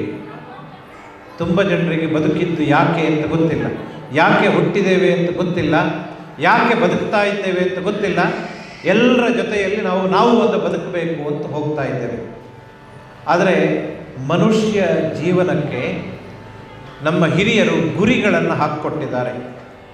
ಈ ಗುರಿಗೋಸ್ಕರ ನೀನು ಬದುಕಬೇಕು ಅಂತ. ಸಣ್ಣ ಸಣ್ಣ ಗುರಿಯಲ್ಲ, ನಾನು ದೊಡ್ಡವನಾಗಬೇಕು, ಒಂದು ಮದುವೆ ಆಗಬೇಕು, ಒಂದು ಸಂಸಾರ ಮಾಡಬೇಕು, ಒಂದು ಮನೆ ಮಾಡಬೇಕು, ಒಂದು ವಾಹನ ಬೇಕು, ತಿರುಗಾಡಬೇಕು. ಇದು ಸಾಮಾನ್ಯವಾದ ಗುರಿ. ಮನುಷ್ಯನೇ ಆಗಬೇಕು ಅಂತಿಲ್ಲ, ಪ್ರಾಣಿಗಳು ಇಂಥದ್ದನ್ನೇ ಮಾಡ್ತವೆ. ಆದರೆ ನಮ್ಮ ಜೀವನದ ಗುರಿ ಏನು ಅಂತಂದರೆ, ನಮ್ಮ ಹಿರಿಯರು ನಮಗೆ ಹೇಳಿಕೊಟ್ರು, ಧರ್ಮ, ಅರ್ಥ, ಕಾಮ, ಮೋಕ್ಷ ಚತುರ್ವಿಧ ಪುರುಷಾರ್ಥಗಳು ಅಂತ ಇದನ್ನು ಕರಿತೇವೆ. ಧರ್ಮ ಮಾರ್ಗದಲ್ಲಿ ಬದುಕಬೇಕು. ಧರ್ಮ ಅಂದರೆ ಏನು ಇತ್ಯಾದಿ ವ್ಯಾಖ್ಯಾನಗಳನ್ನು ನೀವೇ ಮಾಡ್ಕೊಳ್ಳಿ, ನಾನು ಅದನ್ನೆಲ್ಲ ಹೇಳಲಿಕ್ಕೆ ಹೋಗೋದಿಲ್ಲ. ಧರ್ಮವನ್ನು ಸಂಪಾದನೆ ಮಾಡಬೇಕು. ಎರಡನೇದು ಅರ್ಥ ಸಂಪಾದನೆ ಮಾಡಬೇಕು. ನಮ್ಮ ಬದುಕು ಅರ್ಥಪೂರ್ಣ ಆಗಬೇಕಾದ್ರೆ ನಾವು ಅರ್ಥವನ್ನು ಸಂಪಾದನೆ ಮಾಡಬೇಕು. ಈ ಬದುಕು ಇದು ಯೋಗ್ಯವಾದ ಬದುಕು ಆಗಬೇಕು ಅಂದರೆ ಈ ಬದುಕಿನಲ್ಲಿ ಕಾಮವನ್ನು ಪೂರ್ತಿಗೊಳಿಸ್ಕೊಳ್ಬೇಕು. ಧರ್ಮ, ಅರ್ಥ, ಕಾಮ ಮೂರನೇದು. ಧರ್ಮದ ತಳಹದಿಯಲ್ಲಿ ಅರ್ಥವನ್ನು ಸಂಪಾದನೆ ಮಾಡಿ, ದುಡ್ಡನ್ನು ಸಂಪಾದನೆ ಮಾಡಿ, ಈ 2 ತಳಹದಿಯಲ್ಲಿ ನಾವು ಕಾಮವನ್ನು ಅನುಭವಿಸಬೇಕು, ಸಂಸಾರದ ಸುಖವನ್ನು ಅನುಭವಿಸಬೇಕು ಅಂತ ಅರ್ಥ. ಧರ್ಮ, ಅರ್ಥ, ಕಾಮ ಇಲ್ಲಿಗೆ ನಮ್ಮ ಜೀವನ ಸಾರ್ಥಕ ಆಗೋದಿಲ್ಲ. ಸಾರ್ಥಕ ಆಗೋದು ಯಾವಾಗ ಅಂತಂದರೆ, ಈ ಜನನ ಮತ್ತು ಮರಣ ಎಂಬ ಚಕ್ರ ಇದು. ಈ ಚಕ್ರದಿಂದ ನಾವು ಬಿಡಿಸಿಕೊಳ್ಳಬೇಕು. ಮಾಡಿದ್ದೇ ಕೆಲಸ ಮಾಡಿದರೆ ನಮಗೆ ಬೋರ್ ಅಂತ ಅನಿಸೋದಿಲ್ವಾ? ಪ್ರತಿನಿತ್ಯ ಮಾಡಿದ್ದೇ ಕೆಲಸ ಮಾಡ್ತಾ ಹೋದರೆ ಒಂದು ಹೊಸ್ತು ಮಾಡುವ ಅಂತ ನಮಗೆ ಅನ್ನಿಸ್ತದೆ. ನಾವೆಲ್ಲ ಈಗ ಏನು ಮಾಡ್ತಾ ಇದ್ದೇವೆ ಅಂದರೆ ಹುಟ್ಟುತ್ತೇವೆ, ಬದುಕ್ತೇವೆ, ಯಾವುದೋ ಒಂದು ರೀತಿಯಲ್ಲಿ ಸಾಯ್ತೇವೆ, ಮತ್ತೆ ಹುಟ್ಟುತ್ತೇವೆ, ಮತ್ತೆ ಬದುಕ್ತೇವೆ, ಮತ್ತೆ ಸಾಯ್ತೇವೆ. ಇಷ್ಟೇ ಜೀವನದ ಗುರಿ ಅಲ್ಲ. ಜಾತಸ್ಯ ಹಿ ಧ್ರುವೋ ಮೃತ್ಯು ಧ್ರುವಂ ಜನ್ಮ ಮೃತಸ್ಯ ಚ ಅಂತ ಭಗವದ್ಗೀತೆಯಲ್ಲೇ ಹೇಳ್ತಾನೆ. ಹುಟ್ಟಿದವರು ಸಾಯಲೇಬೇಕು, ಸತ್ತವರು ಪುನಃ ಹುಟ್ಟುತ್ತಾರೆ. ಕೃಷ್ಣ ಹೇಳ್ತಾನೆ ಅರ್ಜುನನ ಹತ್ರ, ನಿನಗೆ ಈ ಹಿಂದೆ 100 ಜನ್ಮಗಳಾಗಿದೆ, ಆದರೆ ನಿನಗೆ ಗೊತ್ತಿಲ್ಲ, ನಮಗೆ ಹಿಂದಿನ ಜನ್ಮದ ಪರಿವೆ ನಮಗಿಲ್ಲ. ಕೃಷ್ಣ ಹೇಳ್ತಾನೆ, ನಾನು ತುಂಬ ಸಲ ಈ ಭೂಮಿಗೆ ಬಂದಿದ್ದೇನೆ, ನನಗೆ ಗೊತ್ತುಂಟು ನಾನು ಹಿಂದೆ ಯಾರಾಗಿದ್ದೆ ಅಂತ ನನಗೆ ಗೊತ್ತುಂಟು ಅಂತ ಅವನು ಹೇಳ್ತಾನೆ. ಅಂದರೆ ನಾವೆಲ್ಲ ಅನೇಕ ಸಲ ಹುಟ್ಟು ಸಾವುಗಳಲ್ಲಿ ಇರ್ತೇವೆ.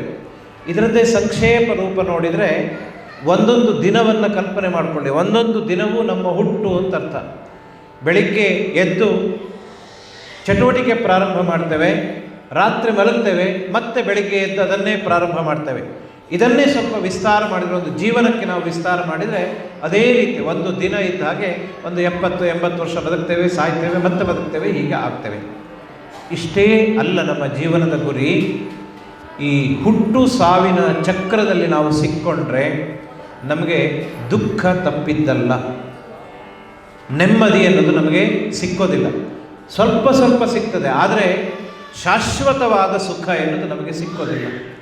ನಾವೆಲ್ಲರೂ ಆನಂದದಿಂದ ಇರಬೇಕು, ಸುಖದಿಂದ ಇರಬೇಕು ಅಂತ ಬಯಸ್ತೇವೆ. ಬರ್ತದೆ ನಮ್ಮ ಜೀವನದಲ್ಲಿ ಸುಖ, ಒಂದು ಸ್ವಲ್ಪ ಸಮಯ ಬರ್ತದೆ, ಮತ್ತೆ ದುಃಖ ಬರ್ತದೆ, ಸುಖ ಬರ್ತದೆ, ದುಃಖ ಬರ್ತದೆ. ದುಃಖ ಮಿಶ್ರಿತವಾದ ಸುಖ ಇಲ್ಲಿದೆ. ಆದರೆ ಕೊನೆಯ ಗುರಿ ಮೋಕ್ಷ ನಮಗೆ ಸಿಕ್ಕಿದರೆ, ಜನನ ಮರಣದ ಚಕ್ರದಿಂದ ನಾವು ಬಿಡಿಸಿಕೊಂಡ್ವಿ ಅಂತಾದರೆ ಅಲ್ಲಿ ಶಾಶ್ವತವಾದ ಆನಂದ ಎಂಬ ಸ್ಥಿತಿ ನಮಗೆ ಸಿಗ್ತದೆ ಅಂತ ಬಲ್ಲವರು ಹೇಳ್ತಾರೆ. ಅದು ನಮ್ಮ ಜೀವನದ ಗುರಿ ಆಗಬೇಕು ಅಂತ ಅರ್ಥ.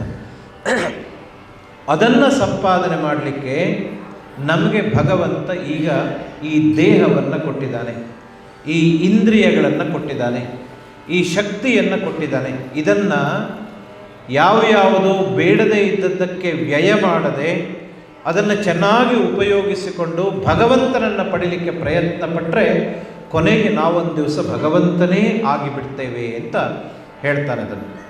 ಅದಕ್ಕೋಸ್ಕರ ನಮ್ಮ ಜೀವನದ ಗುರಿ ಯಾವುದು ಅಂತ ನಮಗೆ ತಿಳಿಸಿಕೊಟ್ಟಂತಹ ಹಿರಿಯರು ಆ ಗುರಿಯನ್ನು ಸಾಧನೆ ಮಾಡಬೇಕಾದರೆ ಯಾವ ಮಾರ್ಗದಲ್ಲಿ ನಾವು ಹೋಗಬೇಕು ಅಂತ ಅದನ್ನು ಕೂಡ ಹೇಳಿಕೊಟ್ರು. ಅದನ್ನು ಪ್ರಸ್ಥಾನತ್ರಯ ಅಂತ ಕರೀತಾರೆ. ಬ್ರಹ್ಮಸೂತ್ರ ಅಂತ ವೇದವ್ಯಾಸರು ಬರೆದಿದ್ದಾರೆ. ಉಪನಿಷತ್ತುಗಳು ಅಂತ ವೇದಾಂತ ಅಂತ ಅದನ್ನು ಕರಿತೇವೆ ನಾವು, ಉಪನಿಷತ್ತುಗಳು. ಆಮೇಲೆ ಇದೇ ಭಗವದ್ಗೀತೆ. ಇದು ಮೂರನ್ನು ನಾವು ಓದಿದರೆ ಅದು ನಾವು ಮೋಕ್ಷವನ್ನು ಹೇಗೆ ಸಂಪಾದನೆ ಮಾಡ್ಬೋದು, ಜೀವನದಲ್ಲಿ ಹೆಚ್ಚು ಆನಂದವನ್ನು ಹೇಗೆ ಸಂಪಾದನೆ ಮಾಡ್ಬೋದು ಎನ್ನುವ ಮಾರ್ಗವನ್ನು ನಮಗೆ ತೋರಿಸಿಕೊಡ್ತದೆ. ನಡೆಯುವುದು ನಾವೇ ನಡಿಬೇಕು. ಆ ಮಾರ್ಗದಲ್ಲಿ ಹೋಗಬೇಕಾದವರು, ಪ್ರಯತ್ನ ಮಾಡಬೇಕಾದವರು ನಾವೇ. ನಮಗೆ ದಾರಿ ತೋರಿಸ್ತದೆ. ಈ ದಾರಿಯಲ್ಲಿ ಹೋದರೆ ನೀನು ಧರ್ಮಸ್ಥಳಕ್ಕೆ ಹೋಗ್ತಿ, ಈ ದಾರಿಯಲ್ಲಿ ಹೋದರೆ ನೀನು ಭಗವಂತನ ಹತ್ತಿರ ನೀನು ಹೋಗ್ತಿ ಎನ್ನುವುದನ್ನು ಅದು ತೋರಿಸಿಕೊಡುತ್ತೆ. ಪ್ರಸ್ಥಾನತ್ರಯಗಳು ಅಂತ ಅದರಲ್ಲಿ ಒಂದು ಭಗವದ್ಗೀತೆ. ಈ ಭಗವದ್ಗೀತೆಯಲ್ಲಿ ಇದು ಕೃಷ್ಣಾರ್ಜುನರ ಸಂವಾದ. ಆರಂಭದಲ್ಲಿ ಸಂಜಯ ಧೃತರಾಷ್ಟ್ರನಿಗೆ ಹೇಳ್ತಾನೆ, ಕೃಷ್ಣ ಅರ್ಜುನನಿಗೆ ಉಪದೇಶ ಮಾಡಿದ ಕೃಷ್ಣನ ನಲ್ನುಡಿಯನ್ನು ನಾವು ಭಗವದ್ಗೀತೆ ಅಂತ ಕರಿತೇವೆ. 700 ಪದ್ಯಗಳು ಮೂಲ ಸಂಸ್ಕೃತದಲ್ಲಿ ಇರುವಂಥದ್ದು. ಕನ್ನಡದ ಕವಿ ಅದನ್ನೊಂದು 90-95 ಪದ್ಯಗಳಲ್ಲಿ ಅದರ ಕೆಲವು ಅಂಶಗಳನ್ನು ಮಾತ್ರ ನಿರೂಪಣೆ ಮಾಡಿದ್ದಾನೆ. ಅಷ್ಟನ್ನು ಮಾತ್ರ ನಾವಿವತ್ತು ವ್ಯಾಖ್ಯಾನ ಭಾಗದಲ್ಲಿ ಆಯ್ದುಕೊಂಡಿದ್ದೇವೆ. ಕುರುಕ್ಷೇತ್ರದಲ್ಲಿ ಒಂದು ಕಡೆಯಲ್ಲಿ ಕೌರವರ ಸೈನ್ಯ, ಇನ್ನೊಂದು ಕಡೆಯಲ್ಲಿ ಪಾಂಡವರ ಸೈನ್ಯ ಸೇರಿದೆ. ಇನ್ನೇನು ಯುದ್ಧ ಪ್ರಾರಂಭ ಆಗಬೇಕು. ನಮ್ಮ ದೇಶವನ್ನು ಆಳಿದ 2 ದೊಡ್ಡ ಪರಂಪರೆಗಳು ಯಾವುದು ಅಂತಂದರೆ, ಒಂದು ಸೂರ್ಯವಂಶ, ಒಂದು ಚಂದ್ರವಂಶ. ರಾಮನ ಕಥೆ ನಮಗೆಲ್ಲ ಗೊತ್ತುಂಟು, ಮರ್ಯಾದಾ ಪುರುಷೋತ್ತಮ. ಅವರ ವಂಶವನ್ನು ಸೂರ್ಯವಂಶ ಅಂತ ಕರಿತೇವೆ. ಸೂರ್ಯನಿಂದ ಪ್ರಾರಂಭವಾದ ವಂಶ. ಈ ಕುರುವಂಶ ಎನ್ನುವುದು ಇದು ಚಂದ್ರವಂಶ, ಚಂದ್ರನಿಂದ ಪ್ರಾರಂಭ ಆದಂತಹ ವಂಶ ಇದು. ಈ ಚಂದ್ರವಂಶದ ರಾಜರಾದ ಕೌರವರು, ಪಾಂಡವರು ರಾಜ್ಯವನ್ನು ಪಡಿಬೇಕು ಎಂಬ ದೃಷ್ಟಿಯಿಂದ ಯುದ್ಧಕ್ಕೆ ಸನ್ನದ್ಧರಾಗಿದ್ದಾರೆ. ಇದರ ಹಿನ್ನೆಲೆಯಲ್ಲಿ ಕೃಷ್ಣ ಪರಮಾತ್ಮ ಇದ್ದಾನೆ. ಅವನು ಭೂಮಿಗೆ ಅವತಾರ ತಳೆದು ಬಂದದ್ದೇ ಅಧರ್ಮದ ನಾಶವನ್ನು ಮಾಡಿ ಧರ್ಮದ ರಕ್ಷಣೆಯನ್ನು ಮಾಡಬೇಕು ಅಂತ ಹೇಳಿ. ಈ ಲೋಕದಲ್ಲಿ ಅಧರ್ಮವೂ ಇದೆ, ಧರ್ಮವೂ ಇದೆ. ಆದರೆ ಕೆಲವು ಸಲ ಅಧರ್ಮವೇ ಹೆಚ್ಚು ತಾಂಡವವಾಡಿಬಿಡ್ತದೆ. ಆಗ ಧರ್ಮ ಎನ್ನುವುದು ಬಹಳ ಸವಕಳಿಯನ್ನು ಹೊಂದಿಬಿಡುತ್ತೆ. ಧರ್ಮ ಎಂಬುದು ಬಹಳ ಕ್ಷೀಣವಾಗಿ ಬಿಡುತ್ತೆ. ಯಾವತ್ತೂ ನಾವು ಧರ್ಮಕ್ಕೆ ಅವನತಿಯಾಗುವುದಕ್ಕೆ ಬಿಡಬಾರದು. ಭಾರತೀಯರು ಬಿಡಲಿಲ್ಲ ಅಂತ, ಎಷ್ಟೇ ಕಷ್ಟ ಬಂದರೂ ಧರ್ಮವನ್ನು ಬಿಡಲಿಲ್ಲ. ಅದಕ್ಕೋಸ್ಕರ ಧರ್ಮ ಸಂಸ್ಥಾಪನೆಗಾಗಿ, ಧರ್ಮ ಸಂಸ್ಥಾಪನಾರ್ಥಾಯ ಸಂಭವಾಮಿ ಯುಗೇ ಯುಗೆ ಅಂತ ಹೇಳಿದ ಹಾಗೆ ಧರ್ಮ ಸಂಸ್ಥಾಪನೆಗಾಗಿ ಕೃಷ್ಣ ಬಂದಿದ್ದಾನೆ. ಆ ಕೃಷ್ಣನ ಉದ್ದೇಶವೇ ಅಧರ್ಮಿಗಳನ್ನು ನಾಶ ಮಾಡಿ ಧರ್ಮಿಗಳ ರಕ್ಷಣೆಯನ್ನು ಮಾಡಬೇಕು, ಈ ದೇಶದಲ್ಲಿ ಶಾಂತಿಯನ್ನು ನೆಲೆಸಬೇಕು ಅಂತ. ಅದಕ್ಕೋಸ್ಕರ ಕೃಷ್ಣನ ಸಾರಥ್ಯದಲ್ಲಿ ಅರ್ಜುನನ ರಥ ಕುರುಕ್ಷೇತ್ರದ ಸೈನ್ಯಗಳ ಮಧ್ಯದಲ್ಲಿ ಬಂದು ನಿಂತಿದೆ. ಅರ್ಜುನ ಹೇಳಿದ, ರಥವನ್ನು ಮುಂದೆ ಶತ್ರುಗಳ ಮುಂದೆ ತಗೊಂಡು ಹೋಗು, ಶತ್ರು ಸೈನ್ಯದಲ್ಲಿ ಯಾರ್ಯಾರಿದ್ದಾರೆ ಅಂತ ನೋಡಬೇಕು ನನಗೆ ಅಂತಂದ. ಯುದ್ಧ ಮಾಡಬೇಕಾದ್ರೆ ಯಾರ್ಯಾರಿದ್ದಾರೆ ಅಂತ. ಇವತ್ತು ದೇಶ ದೇಶಗಳ ಮಧ್ಯೆ ಯುದ್ಧ ಆಗ್ತದೆ. ಯುದ್ಧ ಆಗುವಾಗ ಶತ್ರುವಿನ ಹತ್ರ ಎಂತೆಂತಹ ಆಯುಧಗಳಿದೆ, ಎಂತೆಂತಹ ವೆಪನ್ಸ್ ಇದೆ ಅನ್ನೋದನ್ನು, ಅದರ ಮಾಹಿತಿಯನ್ನು ಮೊದಲೇ ಕಲೆಕ್ಟ್ ಮಾಡ್ತೇವೆ. ಇಲ್ಲದೇ ಇದ್ದರೆ ಶತ್ರುಗಳನ್ನು ಸೋಲಿಸಲಿಕ್ಕೆ ಆಗೋದಿಲ್ಲ. ಆ ಕಾಲದಲ್ಲಿ ಒಬ್ಬೊಬ್ಬ ರಥಿಯ ಹತ್ರ, ಒಬ್ಬೊಬ್ಬ ಯೋಧನ ಹತ್ರ ಅನೇಕ ಸಾಮರ್ಥ್ಯ ಇರ್ತಾ ಇತ್ತು. ಹಾಗಾಗಿ ಯಾರ್ಯಾರಿದ್ದಾರೆ ತೋರಿಸು ಅಂತ ಹೇಳಿದಾಗ ಕೃಷ್ಣ ಹೋಗಿ ಭೀಷ್ಮ ಇದ್ದಾನೆ, ದ್ರೋಣ ಇದ್ದಾನೆ, ಕರ್ಣ ಇದ್ದಾನೆ, ಶಲ್ಯ ಇದ್ದಾನೆ, ಈಗೆಲ್ಲ ಶತ್ರು ಸೈನ್ಯದವ್ರನ್ನೆಲ್ಲ ತೋರಿಸಿ ಯುದ್ಧ ಮಾಡು ಅಂತ ಹೇಳಿದಾಗ ಅರ್ಜುನನ ಬುದ್ಧಿ ಮಂಕಾಯಿತು. ಇನ್ನೇನು ಯುದ್ಧ ಆರಂಭ ಆಗಬೇಕು ಅಂತ ಹೇಳುವಾಗ ಅವನಲ್ಲಿ ಇದ್ದಂತಹ ಮನುಷ್ಯ ಸಹಜವಾದ ಮಮಕಾರ ಹುಟ್ಟಲಿಕ್ಕೆ ಪ್ರಾರಂಭ ಆಯಿತು. ಎಲ್ಲಿ ಮಮಕಾರ ಇರ್ತದೆಯೋ ಅಲ್ಲಿ ಜಸ್ಟಿಸ್ ಇರುವುದಿಲ್ಲ. ಅಲ್ಲಿ ಇವನು ನನ್ನ ಮಗ, ತಪ್ಪು ಮಾಡಿದ್ರು ನನ್ನ ಮಗ ಅಂತ ಹೇಳುವಾಗ ನಾವು ಅವನನ್ನು ರಕ್ಷಣೆ ಮಾಡಲಿಕ್ಕೆ ಹೋಗ್ತೇವೆ. ಇವರು ನಮ್ಮವರು ಅಂತ ಹೇಳುವಾಗ ರಕ್ಷಣೆ ಮಾಡ್ತಾರೆ. ನಮ್ಮವರು, ಬೇರೆಯವರು ಎಂಬ ಭಾವವೇ ಮಮಕಾರಕ್ಕೆ ಕಾರಣವಾಗ್ತದೆ. ಅರ್ಜುನನಿಗೆ ನನ್ನ ಅಜ್ಜ ಇದ್ದಾನೆ, ನನ್ನ ಗುರುಗಳಿದ್ದಾರೆ, ನನ್ನ ಬಂಧು ಬಾಂಧವರಿದ್ದಾರೆ, ಇವ್ರನ್ನೆಲ್ಲ ನಾನು ಕೊಲ್ಲುವುದು ಹೇಗಪ್ಪ ಅಂತ ಹೇಳಿ ಕೃಷ್ಣನ ಹತ್ರ ಹೇಳಿ, ಇವರನ್ನೆಲ್ಲ ಕೊಂದು ನನಗೆ ಸಿಕ್ಕುವ ಸಂಪತ್ತು, ನನಗೆ ಸಿಕ್ಕುವ ರಾಜ್ಯ ನನಗೆ ಬೇಕಾಗಿಲ್ಲ, ನಾನು ಯುದ್ಧ ಮಾಡೋದಿಲ್ಲ ಅಂತ ತನ್ನ ಗಾಂಡೀವವನ್ನು ಕೆಳಗಿಟ್ಟು ಯುದ್ಧ ಮಾಡೋದಿಲ್ಲ ಅಂತ ಕೂತ್ಕೊಂಡ್ಬಿಟ್ಟ. ಆವಾಗ ಅರ್ಜುನನಿಗೆ ಎಚ್ಚರಿಸಬೇಕು ಕೃಷ್ಣ. ನಿನ್ನೆ ನಾವು ಹೇಳಿದ್ವಿ, ಸ್ವವಿಹಿತ ವೃತ್ಯ ಭಕ್ತ್ಯ ಭಗವದಾರಾಧನಮೇವ ಪರಮೋ ಧರ್ಮ ಅಂತ. ನಮಗೆ ಆದಂತಹ ಒಂದೊಂದು ಕರ್ತವ್ಯ ಅಂತಿದೆ, ನಾವು ಮಾಡಬೇಕಾಗಿದ್ದು. ನಮ್ಮ ಕರ್ತವ್ಯಗಳನ್ನು ಶ್ರದ್ಧೆಯಿಂದ ನಾನು ಮಾಡ್ತಾ ಇದ್ದೇನೆ ಎಂಬ ಭಾವ ಇಲ್ಲದೆ ಭಗವಂತನಿಗಾಗಿ ನಾನು ಮಾಡ್ತಾ ಇದ್ದೇನೆ, ಭಗವಂತನಿಗೆ ಇದನ್ನು ಸಮರ್ಪಣೆ ಮಾಡ್ತೇನೆ ಎಂಬ ಭಾವದಿಂದ ಮಾಡಿದರೆ ಆ ಎಲ್ಲ ಕೆಲಸಗಳು ಕೂಡ ಯಶಸ್ವಿಯಾಗ್ತದೆ ಅಂತ ಹೇಳಿದ್ವಿ. ಆ ರೀತಿಯಲ್ಲಿ ಅರ್ಜುನ ಕ್ಷತ್ರಿಯನಾಗಿ ಏನು ಮಾಡಬೇಕು ಆ ಕರ್ತವ್ಯವನ್ನು ನೆನಪಿಸುವ ಕೆಲಸವನ್ನು ಕೃಷ್ಣ ಮಾಡಿದ. ಕ್ಲೈಬ್ಯಂ ಮಾಸ್ಮಗಮಃ ಪಾರ್ಥ ನೈತತ್ವೈಯುಪಪದ್ಯತೆ ಕ್ಷುದ್ರಂ ಹೃದಯ ದೌರ್ಬಲ್ಯಂ ತ್ಯಕ್ತೋತ್ತಿಷ್ಠ ಪರಂತಪ ಅಂತೆಲ್ಲ ಗೀತೆಯಲ್ಲಿ ಹೇಳಲಿಕ್ಕೆ ಪ್ರಾರಂಭ ಮಾಡಿ ಅವನಿಗೆ ಇವರೆಲ್ಲ ಯಾರು ಎಂಬ ನಿಜವಾದ ಪರಿಚಯವನ್ನು ಮಾಡಿಸಿ, ನಾವೆಲ್ಲ ಹೊರಗೆ ಕಾಣುವ ರೂಪದ ವ್ಯಕ್ತಿಗಳಲ್ಲ, ಹೊರಗೆ ಕಾಣುವ ಹೆಸರನ್ನ, ಇದು ನಮ್ಮ ವ್ಯವಹಾರಕ್ಕಾಗಿ ಇರುವಂಥದ್ದು. ನಿಜವಾದ ನಾವು ಯಾರು ಅಂತಂದರೆ ನಾವೆಲ್ಲ ಭಗವಂತನ ಸ್ವರೂಪರೇ ನಾವಾಗಿದ್ದೇವೆ. ನಾವೆಲ್ಲ ಕೊನೆಗೆ ಭಗವಂತನಲ್ಲಿಯೇ ಐಕ್ಯವನ್ನು ಹೊಂದಬೇಕಾದವರು ಎಂಬುದನ್ನು ತಿಳಿಸುವುದಕ್ಕಾಗಿ ನೀನು ಯಾರನ್ನು ಕೊಲ್ತಾ ಇಲ್ಲ, ಯಾರನ್ನು ಯಾರು ಕೊಲ್ಲುವುದು ಎನ್ನುವುದು ಮೊದಲೇ ತೀರ್ಮಾನ ಆಗಿದೆ. ಅದರಿಂದ ನೀನು ಆ ಬಂಧು ಬಾಂಧವರನ್ನು ಕೊಲ್ತೇನೆ ಎಂಬ ವ್ಯಥೆ ನಿನಗೆ ಬೇಡ ಅಂತ ಹೇಳಿ ಆತ್ಮದ ಲಕ್ಷಣವನ್ನು ಹೇಳಿ ಅಲ್ಲಿಯವರೆಗಿನ ಕಥಾಭಾಗವನ್ನು ನಿನ್ನೆ ನಿಲ್ಲಿಸಿದ್ದೇವೆ. ನಾವು ಅಲ್ಲಿಂದ ಮುಂದೆ ಇವತ್ತು ಮುಂದುವರಿಸಿಕೊಂಡು ಹೋಗ್ತೇವೆ.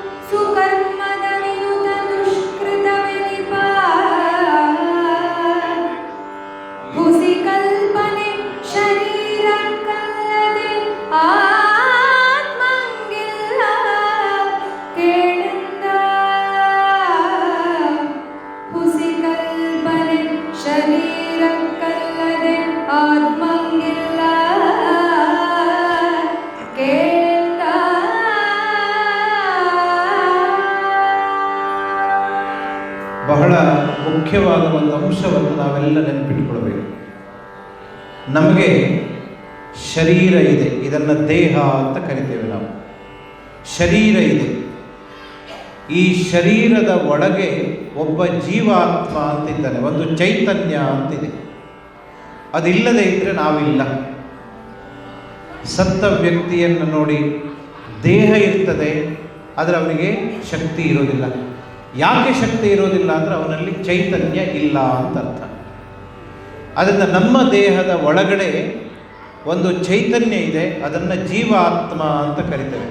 ಆ ಜೀವಾತ್ಮ ಬೇರೆ, ಈ ದೇಹ ಬೇರೆ.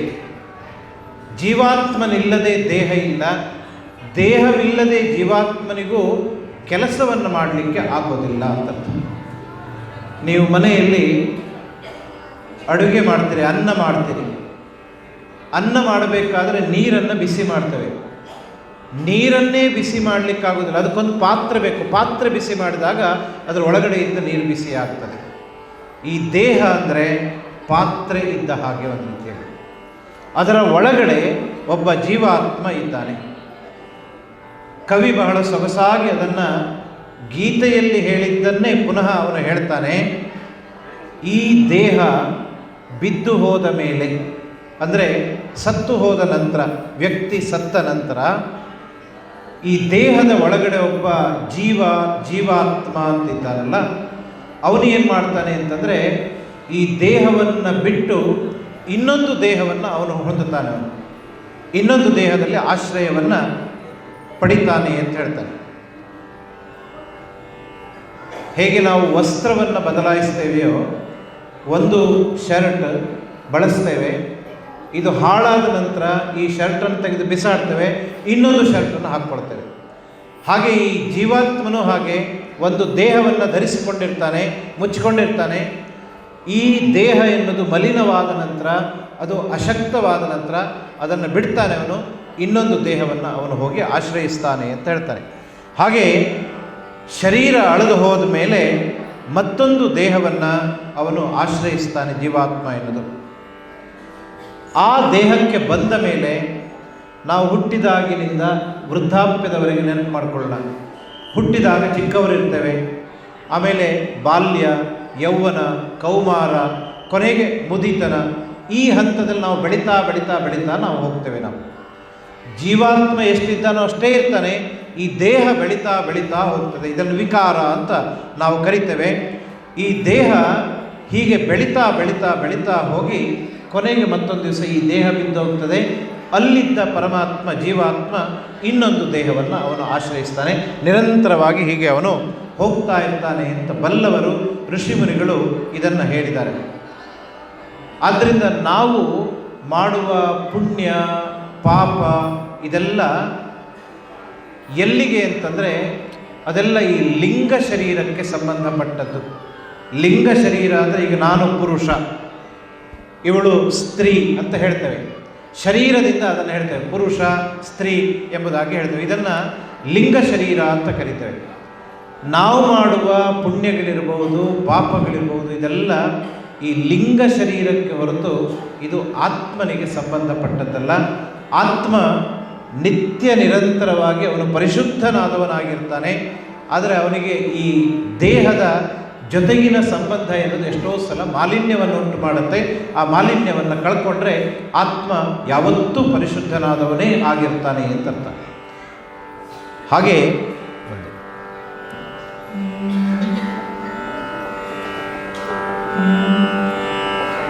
ಅಳಿವನಲ್ಲ, ಉದಯಿಸುವನಲ್ಲ, ಅಗ್ಗಳಿಸುವವನಲ್ಲ, ಅಡಗುವವನಲ್ಲ. ಅಳಿವ ದೇಹದ ಬಗೆಗೆ ಹೊಣೆಯೇ ಸಚ್ಚಿದಾತ್ಮಕನು. ಅಳಿವನಲ್ಲ, ಉದಯಿಸುವನಲ್ಲ, ಅಗ್ಗಳಿಸುವವನಲ್ಲ, ಅಡಗುವವನಲ್ಲ. ಅಳಿವ ದೇಹದ ಬಗೆಗೆ ಹೊಣೆಯೇ ಸಚ್ಚಿದಾತ್ಮಕನು.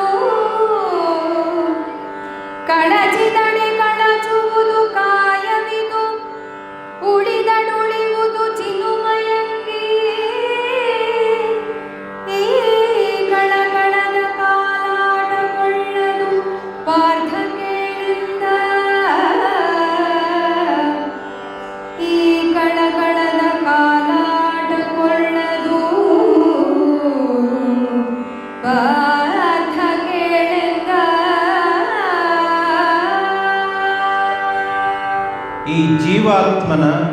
ಆತ್ಮನ ಲಕ್ಷಣ ಏನು ಅಂತಂದರೆ ಅವನು ಸಚ್ಚಿದಾನಂದ ಸ್ವರೂಪ ಅಂತ ಕರೀತಾರೆ. ಸತ್ ಚಿತ್ ಆನಂದ ಸ್ವರೂಪ. ಯಾವಾಗಲೂ ಅವನ ನಿಜವಾದ ಸ್ವರೂಪ ಆನಂದವೇ. ನಾವಿಷ್ಟು ಜನ ಇದ್ದೇವೆ, ನಮ್ಮ ನೇಚರ್ ಅಂತ ಹೇಳ್ತಾರೆ, ಸ್ವಭಾವ ಅಂತ ಹೇಳ್ತೇವೆ ನಾವು. ಕೆಲವರು ಬಹಳ ತಾಳ್ಮೆಯಿಂದ ಇರುವವರು, ಕೆಲವರು ಬಹಳ ಬೇಗ ಕೋಪ ಬರುವವರು. ಒಬ್ಬೊಬ್ಬರ ಸ್ವಭಾವ ಒಂದೊಂದು ರೀತಿ ಇರುತ್ತೆ. ಒಂದು ಸಲ ವಿಕಾರ ಬಂದರೂ, ಒಂದು ಸಲ ಕೋಪ ಬಂದರೂ ಮತ್ತೆ ನಮ್ಮ ನಿಜ ಸ್ವರೂಪಕ್ಕೆ ನಾವು ಹೋಗಿ ತಲುಪುತ್ತೇವೆ. ನಾವು ಮನಸ್ಸು ಶುದ್ಧವಾಗಿರ್ತದೆ. ಅದೇ ರೀತಿ ನಮ್ಮ ನಿಜವಾದ ಸ್ವರೂಪ ಆನಂದ ಸ್ವರೂಪವೇ. ಆದರೆ ಈ ಸಂಸಾರದ ಜಂಜಾಟದಲ್ಲಿ ಸಿಕ್ಕಿ ನಿಜವಾದ ನಾವು ಯಾರು ಎನ್ನುವುದನ್ನು ನಾವು ಮರೆತು ಬಿಟ್ಟಿದ್ದೇವೆ ಅಂತ ಹೇಳುವುದನ್ನು ಕವಿ ಬಹಳ ಸೊಗಸಾಗಿ ವರ್ಣನೆ ಮಾಡ್ತಾನೆ. ಜೀವಾತ್ಮನಿಗೆ, ಈ ಆತ್ಮನಿಗೆ ಅಳಿವನಲ್, ಅವನು ಸಾಯುವವನಲ್ಲ. ಸಾಯುವುದು ಯಾವುದು? ದೇಹ ಸಾಯುವುದು. ದೇಹದ ಒಳಗಡೆ ಇರುವ ಆತ್ಮನಿಗೆ ಸಾವು ಎಂಬುದು ಇಲ್ಲ. ಉದಯಿಸುವನಲ್, ಅವನು ಹುಟ್ಟುವುದೂ ಇಲ್ಲ. ಯಾರು ಹುಟ್ಟುವುದಿಲ್ವೋ ಅವನು ಸಾಯುವುದಿಲ್ಲ. ಯಾರಿಗಾದರೂ ಸಾಯಬಾರದು ಅಂತ ಇದ್ದರೆ ಅಂಥವ್ರು ಹುಟ್ಟಬಾರದು ಅಂತ ಅಷ್ಟೇ ಅರ್ಥ. ಅವನಿಗೆ ಸಾವು ಎನ್ನುವುದಿಲ್ಲ, ಅವನಿಗೆ ಜನನ ಅನ್ನೋದು ಕೂಡ ಅವನಿಗೆ ಇಲ್ಲ. ಅವನು ದೊಡ್ಡದಾಗುವುದೂ ಇಲ್ಲ, ಬೆಳೆಯುವುದೂ ಇಲ್ಲ. ಅವನು ಬೆಳೆಯುವವನು ಅವನಲ್ಲ. ಬೆಳೆಯುವುದು ಯಾವುದು? ನಾವು ಬಾಲ್ಯದಲ್ಲಿ ಚಿಕ್ಕವರಿದ್ವಿ, ಮಗುವಾಗಿದ್ದಾಗ ಬೆಳೀತಾ ಬೆಳೀತಾ ಬೆಳೀತಾ ದೊಡ್ಡವರಾದ್ವಿ. ಆಮೇಲೆ ಮತ್ತೆ ಪುನಃ ಸ್ವಲ್ಪ ಸಣ್ಣವರಾಗ್ತೇವೆ, ಮತ್ತೆ ಹೋಗ್ತೇವೆ ನಾವು. ಆ ಜೀವಾತ್ಮನಿಗೆ ಅವನು ಬೆಳೆಯುವವನು ಅಲ್ಲ ಅವನು ಅಂತ ಹೇಳ್ತಾನೆ. ಕುಗ್ಗುವವನು ಅಲ್ಲ ಅವನು, ಸಣ್ಣಗಾಗುವವನು ಅಲ್ಲ, ಬದಲಾವಣೆಗಳಿಗೆ ಅವನು ಈಡಾಗುವವನಲ್ಲ. ಈ ದೇಹ ಮಾತ್ರ ಇದು ಹೆಚ್ಚು ಕಡಿಮೆ ಆಗತ್ತೆ ಅಂತ ಅರ್ಥ. ಜಾಯತೆ, ವರ್ಧತೆ, ಅಸ್ಥಿ, ಪರಿಣಮತೆ, ಕ್ಷೀಯತೆ, ಹೀಗೆಲ್ಲ ವಿಕಾರಗಳನ್ನು ಹೇಳ್ತಾರೆ. ಯಾವ ಯಾವ ವಸ್ತು ಹುಟ್ಟುತ್ತದೆಯೋ, ಒಂದು ಸ್ವಲ್ಪ ಸಮಯ ಹಾಗೆ ಇರ್ತದೆಯೋ, ಯಾವುದು ದೊಡ್ಡದಾಗ್ತದೆಯೋ, ಬೆಳೀತದೆಯೋ, ಯಾವುದು ಕ್ಷೀಣವಾಗ್ತದೆಯೋ, ಯಾವುದು ನಷ್ಟ ಹೊಂದುತ್ತದೆಯೋ, ನಾಶವಾಗ್ತದೆಯೋ, ಅದು ಯಾವುದು ಶಾಶ್ವತವಾದದ್ದಲ್ಲ, ಟೆಂಪರರಿ ಅಂಥದ್ದೆಲ್ಲವೂ ಕೂಡ. ಈ ದೇಹ ಟೆಂಪರರಿ. ಟೆಂಪರರಿ ಅಂದರೆ ಒಂದೆರಡು ದಿವಸ ಅಂತಲ್ಲ. ನಮಗೆ ಒಂದು 100 ವರ್ಷ ಅಂದರೆ ದೇವತೆಗಳಿಗೆಲ್ಲ ಅದೊಂದು ಕ್ಷಣಿಕ, ಒಂದು ಅರ್ಧ ದಿವಸ ಇದ್ದ ಹಾಗೆ ಅದು. ಆ ರೀತಿ ಆಗ್ತದೆ. ಯಾವುದೇ ವಸ್ತುವನ್ನು ನೋಡಿ, ಪ್ರಪಂಚದಲ್ಲಿರುವ ವಸ್ತುಗಳೆಲ್ಲವೂ ಕೂಡ ಕ್ಷಣಿಕವಾದದ್ದು ಅಂತ ಅದನ್ನು ಕರೀತೇವೆ. ಕ್ಷಣಿಕ ಅಂದರೆ ಈ ವಿಕಾರವನ್ನು ಯಾವುದು ಹೊಂದುತ್ತದೆ ಅದೆಲ್ಲ ಕ್ಷಣಿಕವಾದದ್ದು. ಆದರೆ ನಮ್ಮ ದೇಹದಲ್ಲಿರುವ ಈ ಜೀವಾತ್ಮ, ಅವನು ಸಚ್ಚಿದಾನಂದ ಸ್ವರೂಪ, ಅವನಿಗೆ ಯಾವುದೂ ಇಲ್ಲ. ಅವನಿಗೆ ಅಂತಹ ಒಂದು ಅಪೂರ್ವವಾದ ಆನಂದ ಸ್ವರೂಪ ನಮ್ಮ ಒಳಗಡೆ ಉಂಟು. ನಮಗೆ ಗೊತ್ತಿಲ್ಲ. ನಾವು ಬೇರೆ ಕಡೆ ಎಲ್ಲ ಹುಡುಕ್ತಾ ಇದ್ದೇವೆ. ಕಸ್ತೂರಿ ಮೃಗ ಅಂತ ನೀವು ಕೇಳಿರ್ಬೋದು. ಅದರ ನಾಭಿಯಲ್ಲಿ ಪರಿಮಳ ದ್ರವ್ಯ ಇದೆ. ಅದು ಕಾಡಿನಲ್ಲಿ, ಇಡೀ ಕಾಡಿನಲ್ಲಿ ಹುಡುಕ್ತಂತೆ ಎಲ್ಲಿಂದ ಪರಿಮಳ ಬರ್ತಾ ಇದೆ ಅಂತ. ಕೊನೆಗೆ ನೋಡಿದರೆ ಅದರ ನಾಭಿಯಲ್ಲಿಯೇ ಪರಿಮಳ ದ್ರವ್ಯ ಇರ್ತದೆ. ನಾವೆಲ್ಲರೂ ಸಂತೋಷ ಬೇಕು, ನೆಮ್ಮದಿ ಬೇಕು ಅಂತ ಎಲ್ಲೆಲ್ಲೋ ಹೋಗಿ ಸಂತೋಷವನ್ನು ಹುಡುಕ್ತೇವೆ, ನೆಮ್ಮದಿಯನ್ನು ಹುಡುಕ್ತೇವೆ. ಎಲ್ಲಿ ಹೋದರೂ ಸಂತೋಷ ಸಿಗ್ತದೆ ಅಂತಲ್ಲ, ಸಂತೋಷ ನಮ್ಮೊಳಗೆ ಉಂಟು.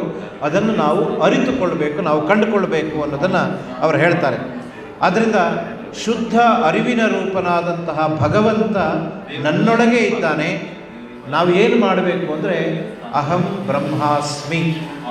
ಯಾವಾಗ ನಿಮಗೆ ಅಂತಹ ಪರಿಕಲ್ಪನೆ ಬರ್ತದೆಯೋ, ನಾನೇ ಭಗವಂತ ಎನ್ನುವ ಜ್ಞಾನ ನಮಗೆ ಬಂದರೆ ಅದೇ ನಮಗೆ ಮೋಕ್ಷ. ಅದೇ ನಮ್ಮ ಜನನ ಮರಣದಿಂದ ನಮ್ಮನ್ನು ದೂರ ಕೊಂಡು ಹೋಗ್ತದೆ ಅಂತ ಹೇಳ್ತಾರೆ.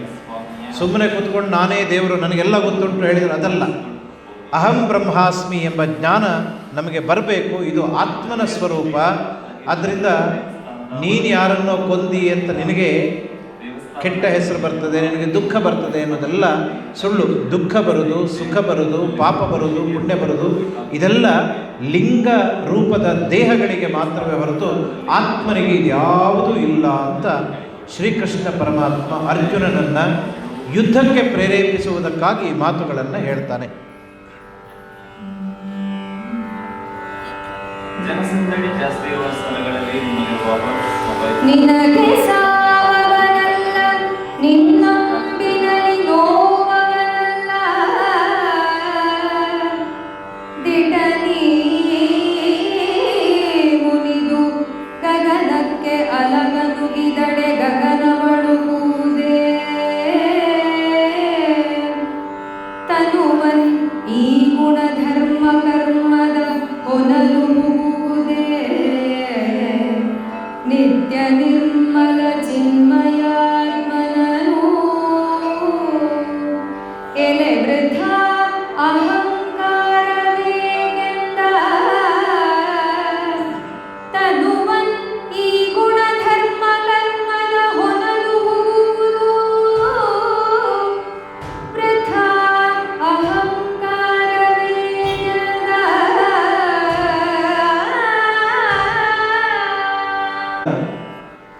ಆಧ್ಯಾತ್ಮಿಕ ತತ್ವವನ್ನು ತಿಳ್ಕೊಳ್ಬೇಕು ಅಂದರೆ ನಾವು ಸ್ವಲ್ಪ ಸಾಧನೆ ಮಾಡಬೇಕು.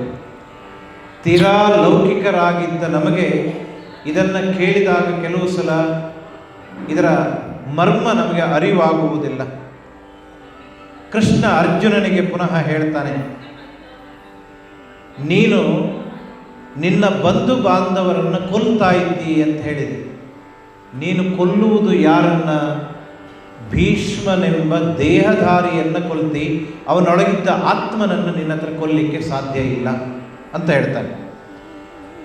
ಆತ್ಮನಿಗೆ ನಿನ್ನ ಬಾಣದಿಂದ ನೀನು ಚುಚ್ಚಿದರೆ ಅದಕ್ಕೆ ನೋವಾಗುವುದಿಲ್ಲ. ಅದು ನೈನಂ ಛಿಂದಂತಿ ಶಸ್ತ್ರಾಣಿ ನೈನಂ ದಹತಿ ಪಾವಕಃ ನಚೈನಂ ಕ್ಲೇದಯಂತ್ಯಾಪಃ ನಶೋಷಯತಿ ಮಾರುತಃ. ಗೀತೆಯಲ್ಲಿ ಭಗವಂತ ಹೇಳ್ತಾನೆ, ಶಸ್ತ್ರದಿಂದ ಈ ಆತ್ಮನನ್ನು ತುಂಡು ಮಾಡಲಿಕ್ಕೆ ಆಗೋದಿಲ್ಲ. ನೈನಂ ದಹತಿ ಪಾವಕಃ, ನೀವು ಅವನನ್ನು ಬೆಂಕಿಯಲ್ಲಿ ಹಾಕಿ ಸುಡಲಿಕ್ಕಾಗೋದಿಲ್ಲ. ಬೆಂಕಿಯಲ್ಲಿ ಸುಡುವುದು ಯಾವುದನ್ನು? ನಾವು ದೇಹವನ್ನು ಸುಡ್ತೇವೆ, ನಾವು ಆತ್ಮನನ್ನು ಸುಡಲಿಕ್ಕಾಗೋದಿಲ್ಲ. ಸತ್ತವರನ್ನು ದಹನ ಮಾಡುವ ಬದಲು ಅವರಿಗೆ ಸ್ನಾನ ಎಲ್ಲ ಮಾಡಿಸ್ತಾರೆ, ಮೈಯನ್ನು ಒದ್ದೆ ಮಾಡಿಸ್ತಾರೆ.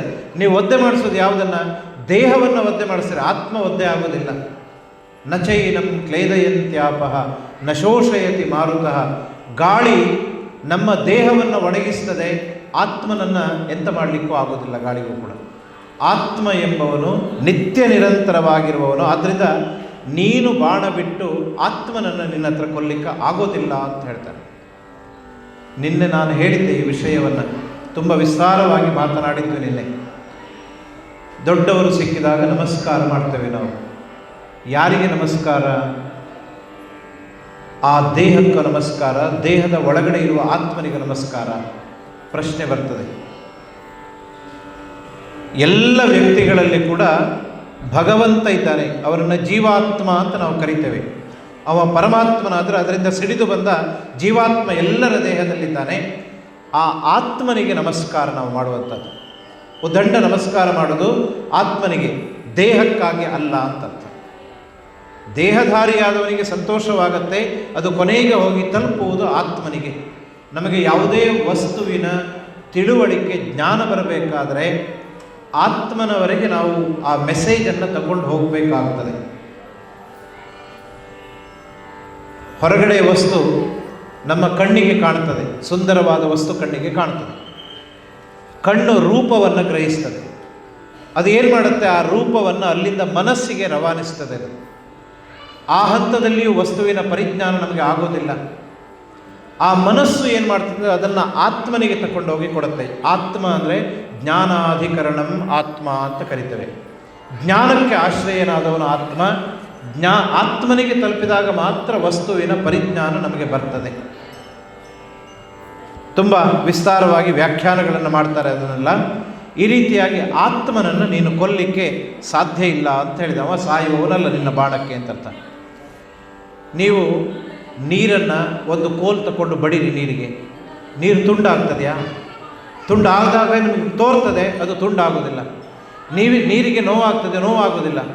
ಆಕಾಶ ಇದೆ, ಸ್ಪೇಸ್ ಇದೆ ಇಲ್ಲಿ, ಆ ಸ್ಪೇಸನ್ನು ಕತ್ತಿ ತಗೊಂಡು ಕಡೀರಿ, ಏನು ತುಂಡಾಗ್ತದೆಯಾ? ಅದು ತುಂಡಾಗೋದಿಲ್ಲ. ಅದು ಆತ್ಮ ಅಂದ್ರೆ ಹಾಗೆ ಅಂತ ಕವಿ ವರ್ಣನೆಯನ್ನು ಮಾಡ್ತಾನೆ. ಆಕಾಶವನ್ನು ಆಯುಧದಿಂದ ಇರಿದರೆ ಆಕಾಶಕ್ಕೆ ನೋವಾಗೋದಿಲ್ಲ. ಭಗವಂತ ಹೇಗಿದ್ದಾನೆ ಅಂದರೆ ಅವನು ನಿತ್ಯ ನಿರ್ಮಲ ಚೈತನ್ಯ ಸ್ವರೂಪ. ನಮಗೆಲ್ಲ ಕೆಲವು ದಿವಸ ಬೆಳಿಗ್ಗೆ ಎದ್ದುಕೊಳ್ಳೆ ಮೂಡ್ ಆಫ್ ಆಗೋದು ಅಂತ ಇರ್ತದೆ. ಯಾರೋ ಏನೋ ಒಂದು ಮಾತು ಹೇಳಿದ ಕೂಡಲೇ ಆ ದಿವಸ ಎಲ್ಲ ಹೋಯ್ತು, ನಮ್ಮದು ಇಡೀ ದಿವಸ ಹಾಳಾಗ್ತದೆ. ಭಗವಂತ ಯಾವತ್ತೂ ಹಾಗಾಗೋದಿಲ್ಲ. ಭಗವಂತನ ಹಾಗೆ ನಾವು ಇರಬೇಕು ಅಂದರೆ ನಾವು ಸ್ಥಿತಪ್ರಜ್ಞರಾಗಬೇಕು ಅಂತ ಅರ್ಥ. ಸಂಸಾರಿಗಳಿಗೆ ತುಂಬ ಬೇಕು ಇದು ಸ್ಥಿತಪ್ರಜ್ಞತ್ವ.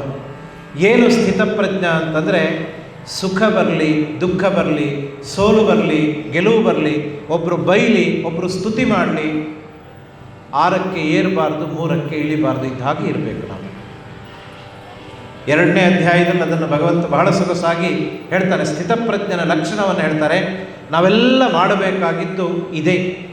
ಹಾಗೆ ಇದ್ದರೆ ಮಾತ್ರ ನಿಜವಾದ ನಾನು ಯಾರು ಎಂಬ ಅರಿವನ್ನು ನಮಗೆ ಪಡ್ಕೊಳ್ಳಿಕ್ಕೆ ಆಗತ್ತೆ. ಇಲ್ಲದೇ ಇದ್ದರೆ ವಿಕಾರಗಳಾಗಿ ಬಿಟ್ಟರೆ, ಕಾಮ, ಕ್ರೋಧ, ಲೋಭ, ಮೋಹ ಇದೆಲ್ಲ ಬಂದುಬಿಟ್ರೆ ಪ್ರಪಂಚವೇ ಮರೆತು ಹೋಗ್ತದೆ ನಮಗೆ.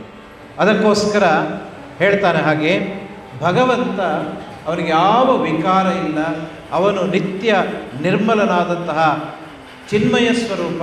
ಈ ವಿಕಾರಗಳೆಲ್ಲ ದೇಹಕ್ಕೆ ಅಂಟಿಕೊಂಡು ಬಂದಿರುವಂತಹದ್ದು, ದೇಹ ಪ್ರಧಾನವಾಗಿ ಇರುವಂತಹದ್ದು ಅಂತ ಹೇಳ್ತಾ, ನೀನು ಸುಮ್ಮನೆ ಭೀಷ್ಮನನ್ನು, ದ್ರೋಣರನ್ನು, ಆ ದೇಹವನ್ನು ನೋಡ್ಕೊಂಡು ಇವ್ರು ನಮ್ಮ ಬಂಧುಗಳು ಅಂತ ಹೇಳ್ತಾ ಇದೆಯಲ್ಲ, ಯಾರಿಗೆ ಯಾವ ಬಂಧುಗಳು ಇಲ್ಲ, ಯಾರಿಗೆ ಯಾವ ವೈರುಗಳು ಇಲ್ಲ, ನಾವೆಲ್ಲ ಒಂದೇ, ಕೊನೆಗೆ ಹೋಗಿ ಒಂದೇ ಕಡೆ ಸೇರುವವರು, ಒಂದೇ ಆಗುವವರು ನಾವು. ಮಳೆ ಬಿದ್ದು ನದಿಯಲ್ಲಿ ನೀರು ಸೇರ್ತದೆ, ಎಲ್ಲೆಲ್ಲಿಂದೋ ನೀರೆಲ್ಲ ಬಂದು ಪುನಃ ಹೋಗಿ ಅದು ಸಮುದ್ರಕ್ಕೆ ಸೇರ್ತದೆ. ಆ ನೀರೆಲ್ಲವೂ ಕೂಡ ಸಮುದ್ರದ ನೀರೇ ಆವಿಯಾಗಿ ಮೇಲೆ ಹೋಗಿ ಮತ್ತೆ ಹರಿದು ಬಂದು ಮತ್ತೆ ಸಮುದ್ರವನ್ನೇ ಸೇರ್ತದೆ. ಹಾಗೆ ನಾವು ಕೂಡ ಭಗವಂತನಿಂದಲೇ ನಾವೆಲ್ಲ ಬಂದವರು. ನಾವು ಬಂದು ನಮ್ಮ ಜೀವನದ ಕೊನೆಯಲ್ಲಿ, ಒಂದೇ ಜೀವನದಲ್ಲಿ ಆಗೋದಿಲ್ಲ, ಇದಕ್ಕೆ ಸಾಧನೆ ಮಾಡಬೇಕು. ಮಾಡ್ತಾ ಮಾಡ್ತಾ ಹೋದರೆ ಕೊನೆಗೆ ನಾವು ಭಗವಂತನಲ್ಲಿ ಹೋಗಿ ಐಕ್ಯವನ್ನು ಹೊಂದುತ್ತೇವೆ. ನಮ್ಮ ಗುರಿ ಅದೇ ಆಗಿರ್ತದೆ ಅಂತ ಅರ್ಜುನನಿಗೆ ಕೃಷ್ಣ ಪರಮಾತ್ಮ ಎಚ್ಚರಿಸ್ತಾನೆ. ನಿನ್ನ ಕರ್ತವ್ಯ ನೀನು ಮಾಡಬೇಕು ಅಂತ. ಮುಂದೆ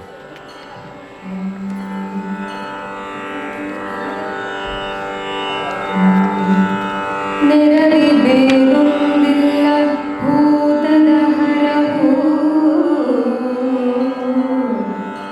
ಕರಣೇಂದ್ರಿಯದ ಸಂದಣಿ ಮರುತ ಪಂಚಕ ಬುದ್ಧಿ ಕರ್ಮೇಂದ್ರಿಯದ ಕಾಲಿಡಿಗೆ ನೆರೆಯಲೊಂದಾಗಿ ಹುದು ಕಲ್ಪನೆ ಹರೆದು ಜೀವ ಭ್ರಾಂತಿ ಭೀತಡೆ ಪರಮತಾನಿಹನಲ್ಲಿ ಕೊಲುವರೆ ಸಾವನಲ್ಲೆಂದ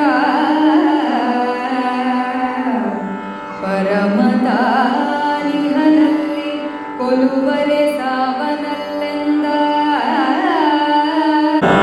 ಶರೀರ, ನಾನು ಆಗಲೇ ಹೇಳಿದೆ, ನಮ್ಮ ನಿಜವಾದ ಸ್ವರೂಪ ಆನಂದ ಸ್ವರೂಪ. ಪ್ರತಿಯೊಬ್ಬರದ್ದು ಅದೇ ಸ್ವರೂಪ.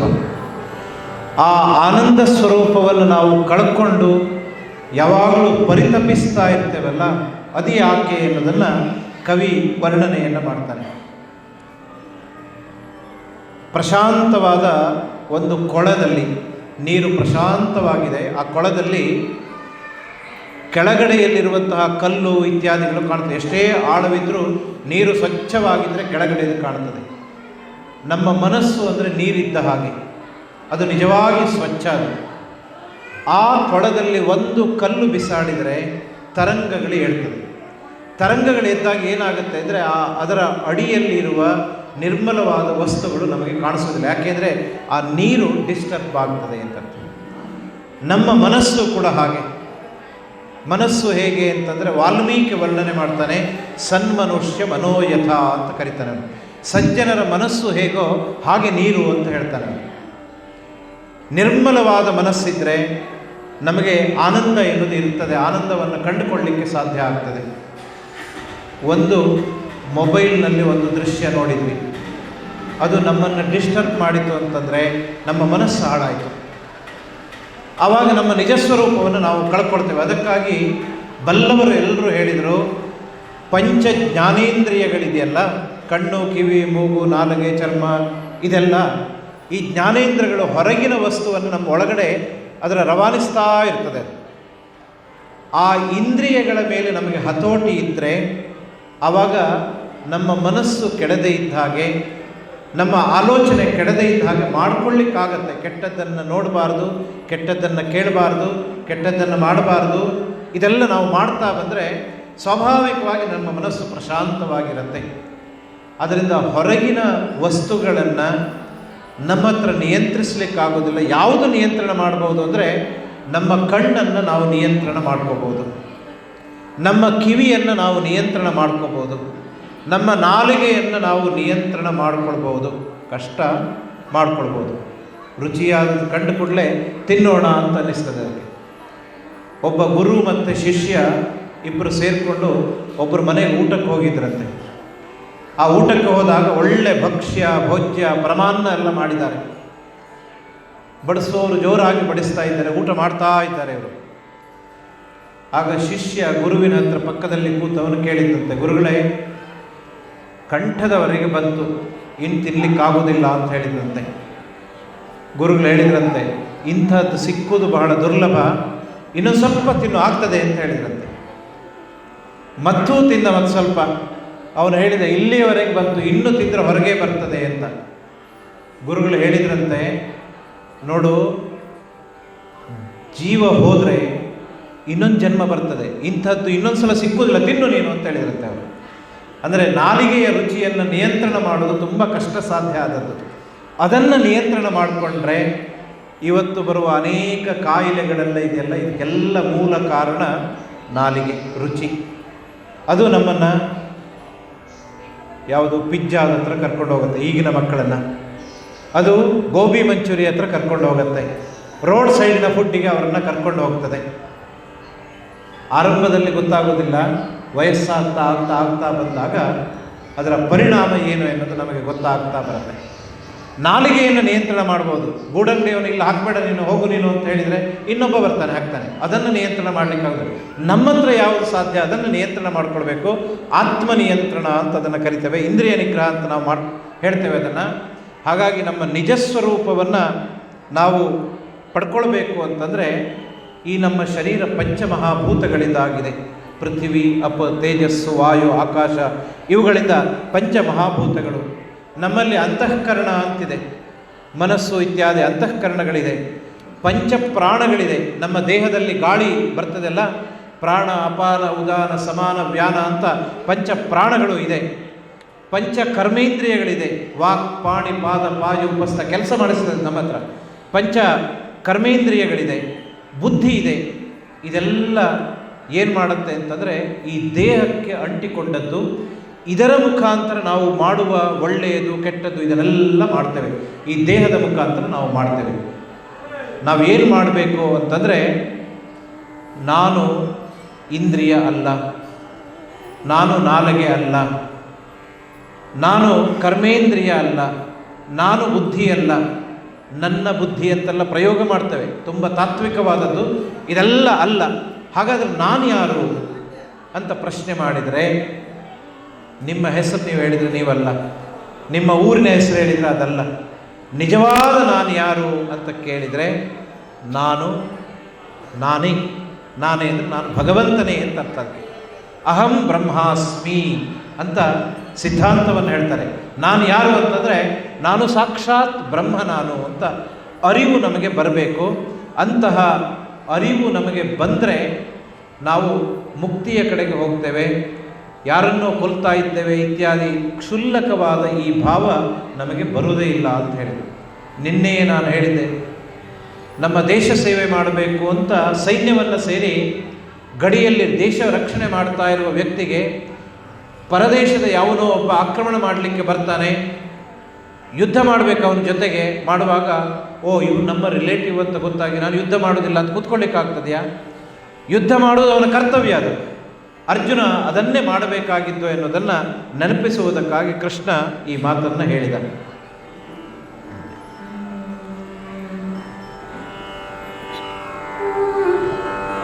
ಕರ್ಮವೇ ಹೂಡುವುದು ತನುವನ್ನು, ಕರ್ಮವೇ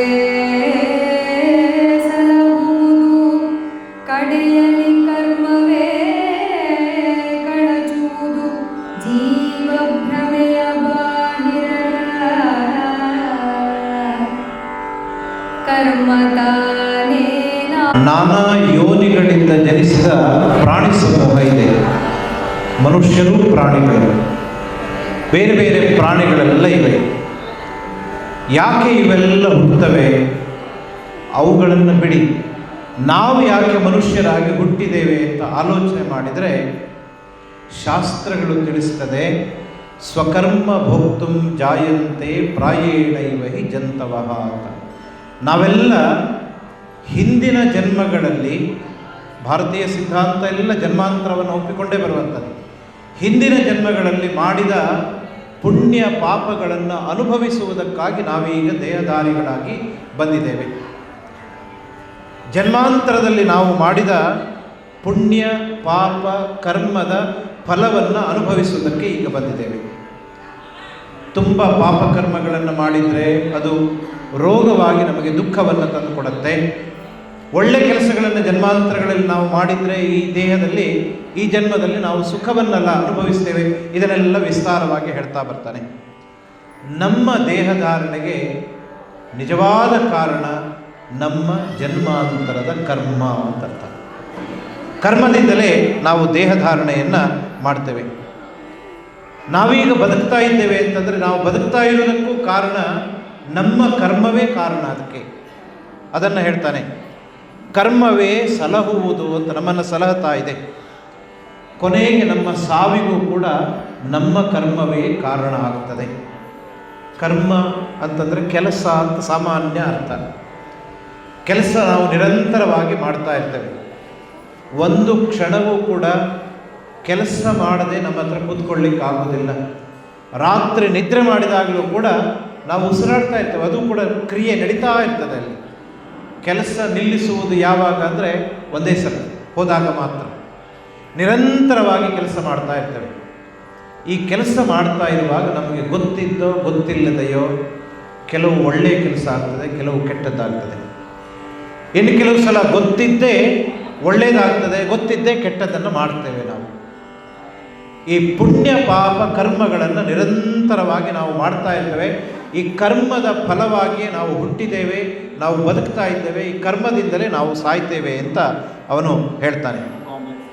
ಹಾಗಾದರೆ ಕೆಲಸ ಹೇಗೆ ಮಾಡಬೇಕು, ನಾವು ಕರ್ಮವನ್ನು ಹೇಗೆ ಮಾಡಬೇಕು ಎನ್ನುವುದನ್ನು ತುಂಬ ಚಿಂತನೆ ಮಾಡಿದ್ದಾರೆ.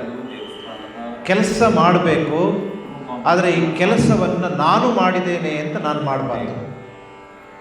ನಾವು ಮಾಡುವ ಪ್ರತಿಯೊಂದು ಕರ್ತವ್ಯವೂ ಕೂಡ ಇದು ನನ್ನ ಕರ್ತವ್ಯ, ಅದಕ್ಕಾಗಿ ನಾನು ಮಾಡಿದ್ದೇನೆ ಅಂತ. ಒಬ್ಬಳು ತಾಯಿ ಮಗುವನ್ನು ಹೆತ್ತು ಹೊತ್ತು ಮಗುವಿನ ಆರೈಕೆಯನ್ನು ಮಾಡ್ತಾಳೆ. ಯಾಕೆ ಮಾಡ್ತಾಳೆ? ಆ ಮಗುವಿನಿಂದ ತನಗೇನೋ ಲಾಭ ಆಗ್ತದೆ ಅಂತ ಮಾಡ್ತಾಳ? ಇಲ್ಲ, ಅದು ಅವಳ ಕರ್ತವ್ಯ ಅಂತ ತಿಳಿದು ಆಕೆ ಮಾಡ್ತಾಳೆ ಅದನ್ನು. ಒಬ್ಬಳು ಗೃಹಿಣಿ ಮನೆಗೆ ಅತಿಥಿಗಳು ಬಂದರೆ ಅವರಿಗೆ ಅಡಿಗೆ ಮಾಡಿ ಅತಿಥಿ ಸತ್ಕಾರ ಮಾಡ್ತಾಳೆ. ತನಗೆ ಅಡುಗೆ ಮಾಡಲಿಕ್ಕೆ ಬರ್ತದೆ ಅಂತ ತೋರಿಸ್ಬೇಕು ಅಂತ ಮಾಡುವಂಥದ್ದಲ್ಲ, ಅದು ಅವಳ ಕರ್ತವ್ಯ. ಅದನ್ನು ಶ್ರದ್ಧೆಯಿಂದ ಆಕೆ ಮಾಡ್ತಾಳೆ. ಎಲ್ಲರೂ ಕೂಡ ಹೇಗೆ ತಾಯಿ ಮಕ್ಕಳನ್ನು ಕುರಿತು ಕೆಲಸ ಮಾಡ್ತಾಳೋ ಅದೇ ಭಾವನೆಯಿಂದ ನಾವು ಕೂಡ ಕೆಲಸ ಮಾಡಬೇಕು. ಮಕ್ಕಳಲ್ಲಿ ದೇವರನ್ನು ಕಾಣ್ತಾ ಕೆಲಸ ಮಾಡೋದು. ಈ ಕರ್ಮ ಮಾಡುವಾಗ ನಾವು ಮಮತೆಯಿಂದ ಕರ್ಮ ಮಾಡಬಾರ್ದು. ಅದನ್ನು ನಿಷ್ಕಾಮ ಕರ್ಮ ಅಂತ ಕರಿತೇವೆ. ಹೇಳಲಿಕ್ಕೆ ಬಹಳ ಸುಲಭ, ಅರ್ಥ ಆಗ್ತದೆ, ಆದರೆ ಮಾಡಲಿಕ್ಕೆ ಬಹಳ ಕಷ್ಟ ಸಾಧ್ಯವಾದದ್ದು. ಹಲಸಿನ ಹಣ್ಣು ನಿಮಗೆ ಗೊತ್ತುಂಟು, ಅದಕ್ಕೆ ತುಂಬ ಮೇಣ ಇರ್ತದೆ. ಆ ಹಲಸಿನ ಹಣ್ಣನ್ನು ಬಿಡಿಸಬೇಕಾದ್ರೆ ನಾವು ಮೊದಲೇ ಕೈಗೆ ಎಣ್ಣೆ ಹಚ್ಚಿಕೊಂಡು ಹಲಸಿನ ಹಣ್ಣನ್ನು ಬಿಡಿಸಿದರೆ ಆ ಮೇಣ ನಮ್ಮ ಕೈಗೆ ಅಂಟಿಕೊಳ್ಳುವುದಿಲ್ಲ. ಹಾಗೆ ನಾವು ಕೆಲಸ ಮಾಡುವಾಗ ಕರ್ತವ್ಯ ಬುದ್ಧಿಯಿಂದ ಭಗವತ್ ಸ್ವರೂಪದಿಂದ ಭಗವಂತನ ಸೇವೆ ಅಂತ ನಾವು ಕೆಲಸ ಮಾಡ್ತಾ ಹೋದರೆ, ಇದು ನಾನು ಮಾಡಬೇಕಾಗಿದ್ದು ಅಂತ ಕರ್ತವ್ಯದಿಂದ ಅದನ್ನು ಮಾಡ್ತಾ ಹೋದರೆ, ಇದನ್ನು ಮಾಡಿದವನು ನಾನಲ್ಲ ಎಂಬ ಭಾವ ನಮ್ಮಲ್ಲಿ ಜಾಗೃತವಾಗಿದ್ದರೆ ಆ ಕರ್ಮದ ಫಲ ನಮಗೆ ಅಂಟುವುದಿಲ್ಲ ಅಂತ ಹೇಳ್ತಾರೆ. ಅದು ಒಳ್ಳೆಯ ಕರ್ಮ ಆಗಿರ್ಬೋದು, ಕೆಟ್ಟ ಕರ್ಮ ಆಗಿರ್ಬೋದು. ಆ ರೀತಿಯಲ್ಲಿ ನಮ್ಮ ಕೆಲಸಗಳನ್ನು ನಾವು ಮಾಡ್ತಾ ಹೋಗಬೇಕು. ನಿರ್ಮಮತೆಯಿಂದ ಕರ್ಮ ಮಾಡಿ, ಯತ್ ಕರೋಮಿ ಯದಶ್ನಾಮಿ ಯಜ್ಜುಹೋಮಿ ದದಾಸಿಯತಿ, ಇದೆಲ್ಲವೂ ಕೂಡ ಭಗವದರ್ಪಣ ಬುದ್ಧಿಯಿಂದ ನಾನು ಮಾಡ್ತಾ ಇದ್ದೇನೆ ಅಂತ ತಿಳ್ಕೊಂಡ್ರೆ ಆಗ ಆ ಕರ್ಮದ ಲೇಪ ನಮಗೆ ಅಂಟಿಕೊಳ್ಳುವುದಿಲ್ಲ ಅಂತ ಹೇಳ್ತಾರೆ. ಉಪನಿಷತ್ನಲ್ಲಿ ಹೇಳ್ತಾರೆ ಇದನ್ನೇ, ಈಶಾವಾಸ್ಯಮಿದಂ ಸರ್ವಂ, ಈ ಪ್ರಪಂಚದಲ್ಲಿ ಎಲ್ಲವೂ ಕೂಡ ಭಗವಂತನಿಂದಲೇ ತುಂಬಿಕೊಂಡಿದೆ. ಎಲ್ಲದರಲ್ಲೂ ಭಗವಂತ ಇದ್ದಾನೆ. ಯಾವ ವಸ್ತು ಅಂತ ಕೇಳಿ, ಪ್ರತಿಯೊಂದರಲ್ಲೂ ಭಗವಂತ ಇದ್ದಾನೆ. ನಾವು ಹೇಗೆ ತಿಳ್ಕೊಳ್ಬೇಕು ಅಂತಂದರೆ, ಇಲ್ಲೆಲ್ಲ ಭಗವಂತ ಇದ್ದಾನೆ. ಆ ಭಗವಂತ ನನಗೆ ಯಾವುದು ಕೊಟ್ಟಿದ್ದಾನೆ ಅದನ್ನು ನಾನು ಸ್ವೀಕರಿಸಬೇಕು. ಇನ್ನೊಬ್ಬರ ಸಂಪತ್ತಿಗೋಸ್ಕರ ನಾನು ಪ್ರಯತ್ನ ಮಾಡಬಾರ್ದು, ಅದನ್ನು ಕದಿಬಾರ್ದು ನಾನು ಅಂತ ಹೇಳ್ತಾನೆ. ಮಾ ಕಸ್ಯ ಸಿದ್ಧನಂ ಅಂತ. ಇನ್ನೊಬ್ಬರ ಹಣಕ್ಕೆ ನಾವು ಸಂಪಾದನೆಗೆ ನಾವು ಆಸೆ ಪಡಬಾರ್ದು. ಅದಕ್ಕೆ ಊಟ ಮಾಡುವಾಗ ದೇವರ ಸ್ಮರಣೆ ಮಾಡಿ ಭಗವಂತನ ಪ್ರಸಾದ ಅಂತ ಸ್ವೀಕರಿಸ್ತೇವೆ. ನೀವು ನೋಡಿ, ಮನೆಯಲ್ಲಿರ್ಬೋದು ಅಥವಾ ದೇವಸ್ಥಾನಗಳಲ್ಲಿರ್ಬೋದು ಅಡುಗೆ ಮಾಡ್ತೇವೆ, ಅನ್ನ ಮಾಡ್ತೇವೆ. ಅದು ಅನ್ನ, ಅದನ್ನು ದೇವರಿಗೆ ಸಮರ್ಪಣೆ ಮಾಡಿದರೆ, ನೈವೇದ್ಯ ಮಾಡಿದ ನಂತರ ಅದು ಪ್ರಸಾದ ಆಗ್ತದೆ. ಪ್ರಸಾದ ಬುದ್ಧಿಯಿಂದ ಅದನ್ನು ಸ್ವೀಕಾರ ಮಾಡಿದರೆ ನಮ್ಮಲ್ಲಿ ಯಾವ ದೋಷವೂ ಇಲ್ಲ. ಅದರಿಂದ ಪ್ರತಿಯೊಂದು ಭಗವಂತನಿಗೆ ಸಮರ್ಪಣೆ ಮಾಡಿ ಸ್ವೀಕಾರ ಮಾಡೋದು, ಅದರ ಜೊತೆಯಲ್ಲಿ ಮಾಡುವುದನ್ನು ಭಗವದರ್ಪಣ ಬುದ್ಧಿಯಿಂದ ನಾವು ಮಾಡ್ತಾ ಹೋದರೆ ಆಗ ಕರ್ಮದ ನಂಟು ನಮಗೆ ಅಂಟುವುದಿಲ್ಲ. ಆವಾಗ ಮತ್ತೆ ಮತ್ತೆ ನಾವು ಹುಟ್ಟಬೇಕಾಗಿಲ್ಲ. ಕೆಲವರಿಗೆ ವ್ಯಥೆ ಆಗ್ತದೆ, ಮತ್ತೆ ಮತ್ತೆ ಹುಟ್ಟಬಾರದು ಅಂತಂದರೆ ಈಗಲೇ ಸ್ವಲ್ಪ ಜಾಸ್ತಿ ವರ್ಷ ಇರೋಣ ಅಂತ. ತುಂಬ ವರ್ಷ ಇರಲಿಕ್ಕೆ ಪರ್ಮಿಷನ್ ಯಾರಿಗೂ ಇಲ್ಲ, ಭಗವಂತ ಯಾರನ್ನೂ ಬಿಟ್ಟಿಲ್ಲ ಇಲ್ಲಿ. ಹಾಗಾಗಿ ನಾವು ಮಾಡುವ ಕರ್ಮವೇ ನಮ್ಮ ಹುಟ್ಟಿಗೆ, ನಮ್ಮ ಇರುವಿಕೆಗೆ, ನಮ್ಮ ನಾಶಕ್ಕೆ ಕಾರಣ. ಹುಟ್ಟಬಾರದು, ನಾವು ನಾಶ ಹೊಂದಬಾರದು ಅಂತಂದರೆ ಕರ್ಮ ಮಾಡಬೇಕು. ಆ ಕರ್ಮವನ್ನು ನಿಷ್ಕಾಮ ಕರ್ಮವಾಗಿ ಅದನ್ನು ಪರಿಣಾಮ ಮಾಡ್ಕೋಬೇಕು ಅಂತ ಹೇಳ್ತಾನೆ.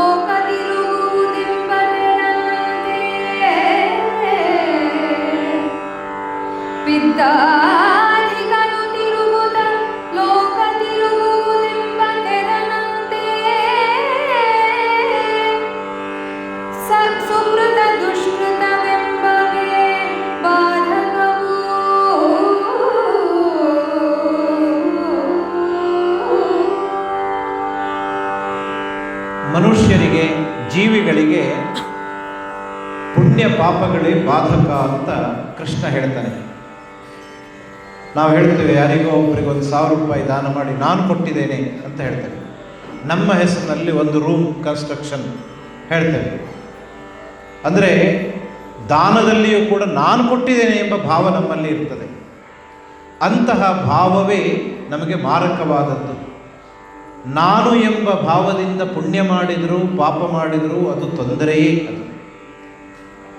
ಅದನ್ನು ಮಾಡಬೇಕಾಗಿಲ್ಲ. ಹೇಳ್ತಾರಲ್ಲ, ಬಲಗೈಯಲ್ಲಿ ಕೊಟ್ಟದ್ದು ಎಡಕೈಗೆ ಗೊತ್ತಾಗಬಾರದು ಅಂತ ಹೇಳ್ತಾರೆ.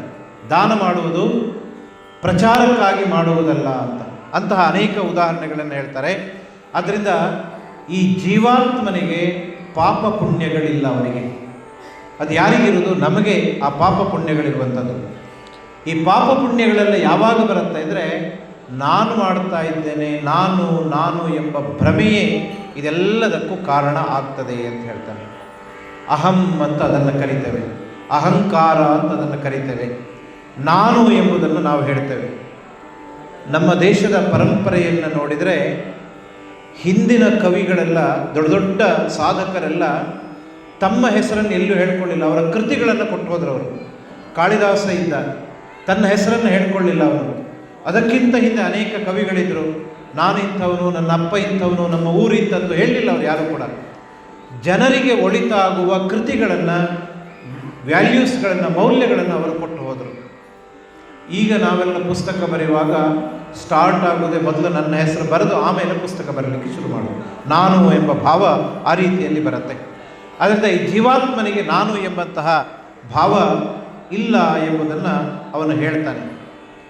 ಆದರೆ ನಮಗೆಲ್ಲ ನಾನು ಎನ್ನುವಂಥದ್ದು ತೋರ್ತದೆ. ಯಾಕೆ ಅಂತಂದರೆ, ಪಿತ್ತ ಜಾಸ್ತಿಯಾದವನಿಗೆ ಲೋಕ ಎಲ್ಲ ತಿರುಗಿದ ಹಾಗೆ ಕಾಣ್ತದೆ, ತಿರುಗುವುದು ಅವನು ಮಾತ್ರ.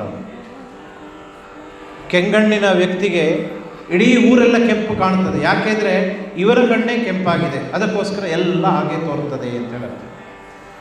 ನಾವು ಸರಿಯಾದರೆ ಎಲ್ಲವೂ ಸರಿಯಾಗ್ತದೆ ಅಂತ ಅರ್ಥ ಹೇಳ್ತಾರೆ. ಅದಕ್ಕೆ ಸಂಬಂಧಪಟ್ಟಾಗ ಒಂದು ಮನೆಯಲ್ಲಿ ಒಂದು ಅಜ್ಜ ಅಜ್ಜಿ ಇಬ್ಬರಿದ್ದರು. ಈ ಅಜ್ಜ ಏನು ಮಾಡಿದ, ಒಂದು ದಿವಸ ಕಿವಿಯ ಡಾಕ್ಟರ್ ಹತ್ರ ಹೋಗಿ ಮನೆಯಲ್ಲಿ ನನ್ನ ಹೆಂಡತಿಗೆ ಕಿವಿ ಕೇಳೋದಿಲ್ಲ ಅಂತ ಅವಳಿಗೇನಾದರೂ ಔಷಧಿ ಕೊಡಬೇಕು ಅಂತ ಹೇಳ್ತಾರೆ. ಡಾಕ್ಟ್ರ್ ಹೇಳಿದರು, ಅವಳಿಗೆ ಕಿವಿ ಕೇಳೋದಿಲ್ಲ ಅಂತ ನಿಮಗೆ ಗೊತ್ತುಂಟ ಅಂತ. ಹೌದು, ಅವಳಿಗೆ ನಾನು ಏನು ಮಾತಾಡಿದ್ರು ಕೇಳೋದಿಲ್ಲ ಅವಳಿಗೆ ಅಂತ ಇವನು ಹೇಳಿದ. ಆದರೆ ಅವಳಿಗೆ ಕಿವಿ ಕೇಳಿದ, ಅವಳಿಲ್ಲದೆ ಔಷಧಿ ಕೊಡಲಿಕ್ಕಾಗೋದಿಲ್ಲ, ಅವಳನ್ನು ಕರ್ಕೊಂಡು ಬರ್ಬೋದಾದರೆ ಇಲ್ಲ, ಅವಳಿಗೆ ವಯಸ್ಸಾಯಿತು, ಬರಲಿಕ್ಕೆ ಆಗೋದಿಲ್ಲ ಅಂತ. ಆಗ ಡಾಕ್ಟ್ರು ಒಂದು ಹೇಳ್ತಾರೆ, ನೀನೊಂದು ಸಲ ಹೋಗಿ ಮನೆಯ ಹೊರಗಡೆ ನಿಂತು ಅವಳನ್ನು ಕೇಳ್ತದೆ, ಎಷ್ಟು ದೂರದಿಂದ ಕೇಳ್ತದೆ ಅಂತ ನೋಡಬೇಕು, ಮಾಹಿತಿ ಬೇಕು ನನಗೆ. ಮಾತಾಡು, ಉತ್ತರ ಕೊಡದೇ ಇದ್ದರೆ ಮುಂದೆ ಹೋಗು, ಮನೆಯ ಬಾಗಿಲಿನ ಹತ್ರ ಹೋಗು, ಅಲ್ಲಿಂದ ಕರಿ, ಅದಿಲ್ಲ ಅಂದರೆ ಅಡುಗೆ ಮನೆ ಹತ್ರ ಹೋಗು, ಅಲ್ಲಿಂದ ಕರಿ, ಅವಳಿಗೆ ಕೇಳ್ತದೆಯಾ ಅಂತ ನೋಡಿ ಬಂದು ಹೇಳಬೇಕು ನನಗೆ ಅಂತ. ಇವನು ಹೋದ, ಮನೆಯ ಹೊರಬಾಗಿಲಿನಲ್ಲಿ ಅಂಗಳದಲ್ಲಿ ನಿಂತು ಕರೆದ, ಸೌಂಡ್ ಇಲ್ಲ. ಮನೆಯ ಒಳಗಡೆ ಹೋದ, ಕರೆದ, ಸೌಂಡ್ ಇಲ್ಲ. ಅಡುಗೆ ಮನೆಯಲ್ಲಿ ಅವಳ ಹತ್ರ ಹೋಗಿ ಜೋರಲ್ಲಿ ಕರೆದ. ಆಗ ಹೆಂಡತಿ ಹೇಳಿದ್ರು, ಆವಾಗಿಂದ ಅಡುಗೆ ಮಾಡಲಿಲ್ಲ ಅಂತ ಹೇಳ್ತಾ ಇದ್ದೇನೆ, ಕೇಳಲಿಲ್ಲ ನಿಮಗೆ ಅಂತ. ಕಿವಿ ಕೇಳದೇ ಇದ್ದ ದೇವನಿಗೆ ಹೆಂಡತಿ ಕೇಳೋದಿಲ್ಲ ಅಂತ ಅವ್ರು ಹೇಳಿದ್ರು. ಲೋಕದಲ್ಲಿ ಹಾಗೆ ನಾವೇ ಸರಿ ಇಲ್ಲದೆ ಲೋಕ ಎಲ್ಲ ಸರಿ ಇಲ್ಲ, ಪ್ರಪಂಚ ಸರಿ ಇಲ್ಲ ಅಂತ ಹೇಳುವಂಥ ಜನರು ನಾವಿದ್ದೇವೆ. ಅದಕ್ಕೋಸ್ಕರ ಹೇಳ್ತಾನೆ, ಈ ಪಾಪ ಪುಣ್ಯ ಇದೆಲ್ಲವೂ ಕೂಡ ಆತ್ಮನಿಗೆ ಅಂಟಿರುವುದಲ್ಲ. ಆತ್ಮ ಸರ್ವದಾ ನಿಷ್ಕಳಂಕ. ಕೆಲವು ಋಷಿ ಮುನಿಗಳಿರ್ತಾರೆ, ಧ್ಯಾನಾವಸ್ಥೆಯಲ್ಲಿರುವಾಗ ನೀವು ಅವರಿಗೆ ಬೈರಿ, ಅವರಿಗೆ ಹೊಡಿರಿ, ಅವ್ರ ಮೇಲೆ ಹಾವು ತಗೊಂಡೋಗಿ ಸುತ್ತಾಕಿ, ಏನು ಮಾಡಿದರೂ ಅವ್ರಿಗೆ ಏನು ಗೊತ್ತಾಗೋದಿಲ್ಲ. ಅವರ ದೇಹವನ್ನು ಕಡಿರಿ, ಅವರಿಗೆ ಗೊತ್ತಾಗೋದಿಲ್ಲ. ಯಾಕೆ ಗೊತ್ತಾಗೋದಿಲ್ಲ ಅಂದರೆ ಅವರು ಅಷ್ಟು ಆಳವಾಗಿ ಹೋಗಿರ್ತಾರೆ. ಆಳಕ್ಕೆ ಇಳಿದಾಗ ದೇಹ ನಾನಲ್ಲ, ಪರಮಾತ್ಮನಲ್ಲಿ ಅವರು ಐಕ್ಯವಾದ ಸ್ಥಿತಿಯಲ್ಲಿರ್ತಾರೆ. ಆದ್ದರಿಂದ ನಾನು ಅಂತಂದರೆ ದೇಹ ನಾನಲ್ಲ, ನಾನು ಅಂತಂದರೆ ಪರಮಾತ್ಮನೇ ನಾನು ಎಂಬ ತಿಳುವಳಿಕೆ ಬಂದಾಗ ಮಾತ್ರ ನಾವು ಮೋಕ್ಷವನ್ನು ಪಡೀಲಿಕ್ಕೆ ಸಾಧ್ಯ ಆಗುತ್ತೆ. ಆದ್ದರಿಂದ ನೀನು ಯಾರನ್ನು ಕೊಲ್ತಿ ಅಂತ ನೀನು ತಿಳ್ಕೊಂಡಿದ್ದೆ, ಅವ್ರನ್ನ ಕೊಲ್ಲುವುದಿಲ್ಲ ನೀನು, ಹಾಗಾಗಿ ಯುದ್ಧ ಮಾಡು ಅಂತ ಹೇಳ್ತಾನೆ. 2 ಶ್ಲೋಕ ಹೇಳು, ಈ ಶ್ಲೋಕ ಹೇಳು, ಮತ್ತೊಂದು 2 ಶ್ಲೋಕ ಬಿಟ್ಟು ಹೇಳು. ಮತ್ತೆ ಬೀಸಿದರೆ ಸಿಲುಕುವರು ಮಾಯಾ ಪಾಶದೊಳ್ ಅಹಂಕಾರಿಗಳು. ಬೀಸಿದರೆ ಸಿಲುಕುವರು ಮಾಯಾ ಪಾಶದೊಳ್ ಅಹಂಕಾರಿಗಳು. ತದ್ದೇಶ ಕಾಲ ಕ್ರಿಯೆಗಳಲ್ಲಿ ನಿರ್ವಾಹವನ್ನು ಬೆದಕಿ ಬೇಸರುವರಂತಿರಲಿ ಮಾಯಾ ವೈಸಿಕದ ಸಂಮೋಹನದ ಕಾಳ ಸವಾರಿವರು. ಎನ್ನನು ಅರಿವರು ಪಾಠ ಕೇಳದ, ಎನ್ನನು ಅರಿವರು ಪಾಠ ಕೇಳದ. ಭಗವಂತ ದೇವರು ನಿತ್ಯ ಸಚ್ಚಿದಾನಂದ ಸ್ವರೂಪ ಅಂತ ಹೇಳಿದೆ. ಅದೇ ಭಗವಂತನಿಗೆ ಮಾಯೆ ಎನ್ನುವುದು ಆವರಿಸಿದಾಗ ಈ ಪ್ರಪಂಚ ಸೃಷ್ಟಿಯಾಗ್ತದೆ. ಇದನ್ನು ಪರಿಣಾಮವಾದ ಅಂತ ಕರೀತಾರೆ. ಭಗವಂತನೇ ಪ್ರಪಂಚಾಕಾರವಾಗಿ ಪರಿಣಾಮವನ್ನು ಹೊಂದುತ್ತಾನೆ. ನಮ್ಮ ಸನಾತನ ಪರಂಪರೆ ಇದನ್ನು ನಂಬಿಕೊಂಡಿದೆ. ನಮಗೆ ಮರದಲ್ಲಿ ದೇವರಿದ್ದಾನೆ, ನದಿಯಲ್ಲಿ ದೇವರಿದ್ದಾರೆ, ದೇವರನ್ನು ಕಾಣ್ತೇವೆ ನಾವು. ಕಲ್ಲಿನಲ್ಲಿ ದೇವರನ್ನು ಕಾಣ್ತೇವೆ. ಮಣ್ಣು, ಭೂತಾಯಿ ದೇವರು ಅಂತ ಅದನ್ನು ನಾವು ನಮಸ್ಕಾರ ಮಾಡ್ತೇವೆ. ಇಲ್ಲಿ ಕಾಣುವ ಪ್ರತಿಯೊಂದು ವಸ್ತುವಿನಲ್ಲಿಯೂ ಭಗವಂತನ ಸಾಕ್ಷಾತ್ಕಾರವನ್ನು ನೋಡುವ ದೃಷ್ಟಿ ಭಾರತೀಯರಿಗೆ ಅನಾದಿ ಕಾಲದಿಂದ ಬಂದಿರುವಂಥದ್ದು. ಭಗವಂತ ಹೇಳ್ತಾನೆ, ಕೃಷ್ಣ ಹೇಳ್ತಾನೆ, ನಾನು ಒಮ್ಮೆ ಈ ಮಾಯಾಜಾಲವನ್ನು ಬಿಸಾಡಿದರೆ ಜನರು ಏನಾಗ್ತಾರೆ ಅಂದರೆ ಆ ಮಾಯಾಜಾಲದಲ್ಲಿ ಸಿಕ್ಕಿಕೊಳ್ತಾರೆ. ಸಿಕ್ಕಿಕೊಂಡ ನಂತರ ಅದರಿಂದ ಹೊರಗೆ ಬರಲಿಕ್ಕಾಗದೆ ಅವರು ವಿಲವಿಲ ಅಂತ ಒದ್ದಾಡ್ತಾ ಇರ್ತಾರೆ ಅಂತ ಹೇಳ್ತಾನೆ. ಯಾಕೆ ಭಗವಂತ ಮಾಯೆಯ ಜಾಲೆಯನ್ನು ಬಿಸಾಡ್ತಾನೆ ಎನ್ನುವುದಕ್ಕೆ ಕರ್ಮ ಅಂತ ಮತ್ತೊಂದು ಕಾರಣವನ್ನು ಹೇಳ್ತೇವೆ ನಾವು. ಇರಲಿ, ಅದರ ಒಳಗಡೆ ಸಿಲುಕಿಕೊಂಡಾಗ ತಪ್ಪಿಸಿಕೊಳ್ಳಿಕ್ಕಾಗದೆ ಒದ್ದಾಡ್ತಾರೆ ಅಂತ, ಅದರಲ್ಲೇ ಸಾಯ್ತಾರೆ.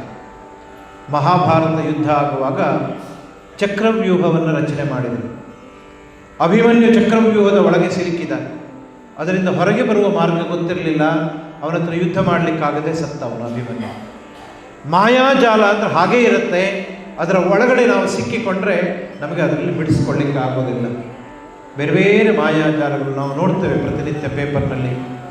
ಯಾರೋ ಏನೋ ಮೋಸ ಮಾಡಿದರು, ಉದ್ಯೋಗ ಕೊಡ್ತೇನೆ ಅಂತ ಒಂದಷ್ಟು ಲಕ್ಷ ಕಳ್ಕೊಂಡ್ರು. ಇನ್ಯಾರೋ OTP ಕೇಳಿದರು, ಕೊಟ್ವಿ, ದುಡ್ಡು ಹೋಯಿತು. ಮಾಯಾಜಾಲ ಇದೆಲ್ಲವೂ ಕೂಡ. ಮಾಯಾಜಾಲಕ್ಕೆ ಅನೇಕ ರೂಪಗಳಿದೆ. ಅದರಲ್ಲಿ ಒಮ್ಮೆ ಸಿಲುಕಿಕೊಂಡ್ರೆ ಮತ್ತೆ ಅದರಿಂದ ಹೊರಗೆ ಬರಲಿಕ್ಕಾಗದೆ ಒದ್ದಾಡ್ತೇವೆ. ಆದರೆ ಯಾರು ಇದೆಲ್ಲ ಮಾಯೆ ಅಂತ ಅರಿತುಕೊಂಡು ಪ್ರಯತ್ನಪಟ್ಟು ಇದರಿಂದ ಹೊರಗೆ ಬರ್ತಾನೆಯೋ ಅವನು ಮೋಕ್ಷ ಪಡಿತಾನೆ. ಅವನು ನಾವೆಲ್ಲ ಮಾಯೆಯ ಸಂಸಾರದ ಮಾಯೆಯಲ್ಲಿ ಸಿಲುಕಿದವರು ನಾವು. ನಮಗೆ ಬೇಡ ಅಂತಂದರೂ ನಮ್ಮ ಮನೆ ಇದೆ, ನಮ್ಮ ಮಡದಿ ಮಕ್ಕಳಿದ್ದಾರೆ, ನಮ್ಮ ಬಂಧು ಬಾಂಧವರಿದ್ದಾರೆ, ನಮ್ಮ ಊರಿದೆ. ಇದನ್ನೆಲ್ಲ ಕಳಚಿಕೊಂಡು ಹೋಗಲಿಕ್ಕೆ ಆಗೋದಿಲ್ಲ. ಎಲ್ಲಿಯೋ ಕೆಲವು ಸಲ ವೈರಾಗ್ಯ ಬಂದಾಗ ಇದನ್ನೆಲ್ಲ ಬಿಟ್ಟು ಹೋಗುವ ಅಂತ ಅನಿಸಿದರೆ ಮತ್ತೊಂದು ಗಂಟೆ ಆಗುವಾಗ ಇಲ್ಲಪ್ಪ ವಾಪಸ್ ಬರ್ತೇವೆ. ಯಾಕೆಂದರೆ ಸಂಸಾರದ ಮಾಯಾ ಜಾಲ ಎನ್ನುವುದೇ ಹಾಗೆ. ಅದನ್ನು ಬಿಡಿಸ್ಕೊಳ್ಳಿಕ್ಕೆ ಆಗೋದಿಲ್ಲ ನಮಗೆ. ಅದನ್ನು ಬಿಡಿಸ್ಕೊಳ್ಬೇಕು ಅಂದರೆ ನಿರಂತರವಾದ ಪರಿಶ್ರಮವನ್ನು ನಾವು ಪಡಬೇಕಾಗ್ತಾ ಹೋಗ್ತದೆ. ಒಂದು ಜನ್ಮದಲ್ಲಿ ಇದು ಆಗುವಂಥದ್ದಲ್ಲ. ಆ ವೈರಾಗ್ಯ ಬುದ್ಧಿ ಎನ್ನುವುದು ನಿರಂತರವಾಗಿ ನಮ್ಮಲ್ಲಿದ್ದಾಗ ಕ್ರಮೇಣ ಅದು ಬರ್ತಾ ಹೋಗುತ್ತೆ. ಇಂತಹ ಮಾಯಾಜಾಲದಲ್ಲಿ ಸಿಲುಕಿದವರು ಸಾಮಾನ್ಯ ಜೀವಿಗಳಾಗಿ ಹುಟ್ಟುತ್ತಾ ಸಾಯ್ತಾ ಇರ್ತಾರೆ. ಯಾರು ಈ ಮಾಯಾಜಾಲದಿಂದ ಬಿಡಿಸಿಕೊಳ್ತಾರೆ ಅಂಥವರು ಮುಕ್ತಿಯನ್ನು ಪಡಿತಾರೆ. ನೀನು ಈ ಮೋಹದ ಜಾಲದಲ್ಲಿ ಬೀಳಬೇಡ. ಶತ್ರುಪಕ್ಷದಲ್ಲಿರುವವರು, ಕೌರವರು, ನಮ್ಮ ಬಂಧುಗಳು ಬಾಂಧವರು, ಇವರನ್ನೆಲ್ಲ ನಾನು ಕೊಲ್ತಾ ಇದ್ದೇನಲ್ಲ ಅಂತ ಈ ಭಾವವನ್ನು ನೀನು ಇಟ್ಕೊಳ್ಳದೆ ನೀನು ಯುದ್ಧ ಮಾಡು, ನಿನ್ನ ಕರ್ತವ್ಯವನ್ನು ನೀನು ಮಾಡು, ನಿನಗೆ ಖಂಡಿತವಾಗಿ ಯಶಸ್ಸು ಸಿಗ್ತದೆ ಅಂತ ಅವನು ಹೇಳ್ತಾನೆ.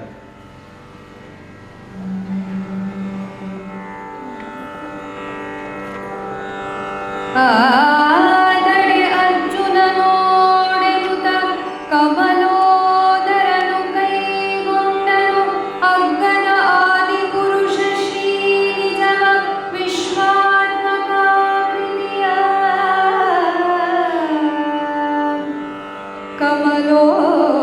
ಕಮಲೋದರನು ಕೈಗೊಂಡನು ಅಗ್ಗನ ಆದಿ ಪುರುಷ ಶ್ರೀ ನಿಜವ ವಿಶ್ವಕ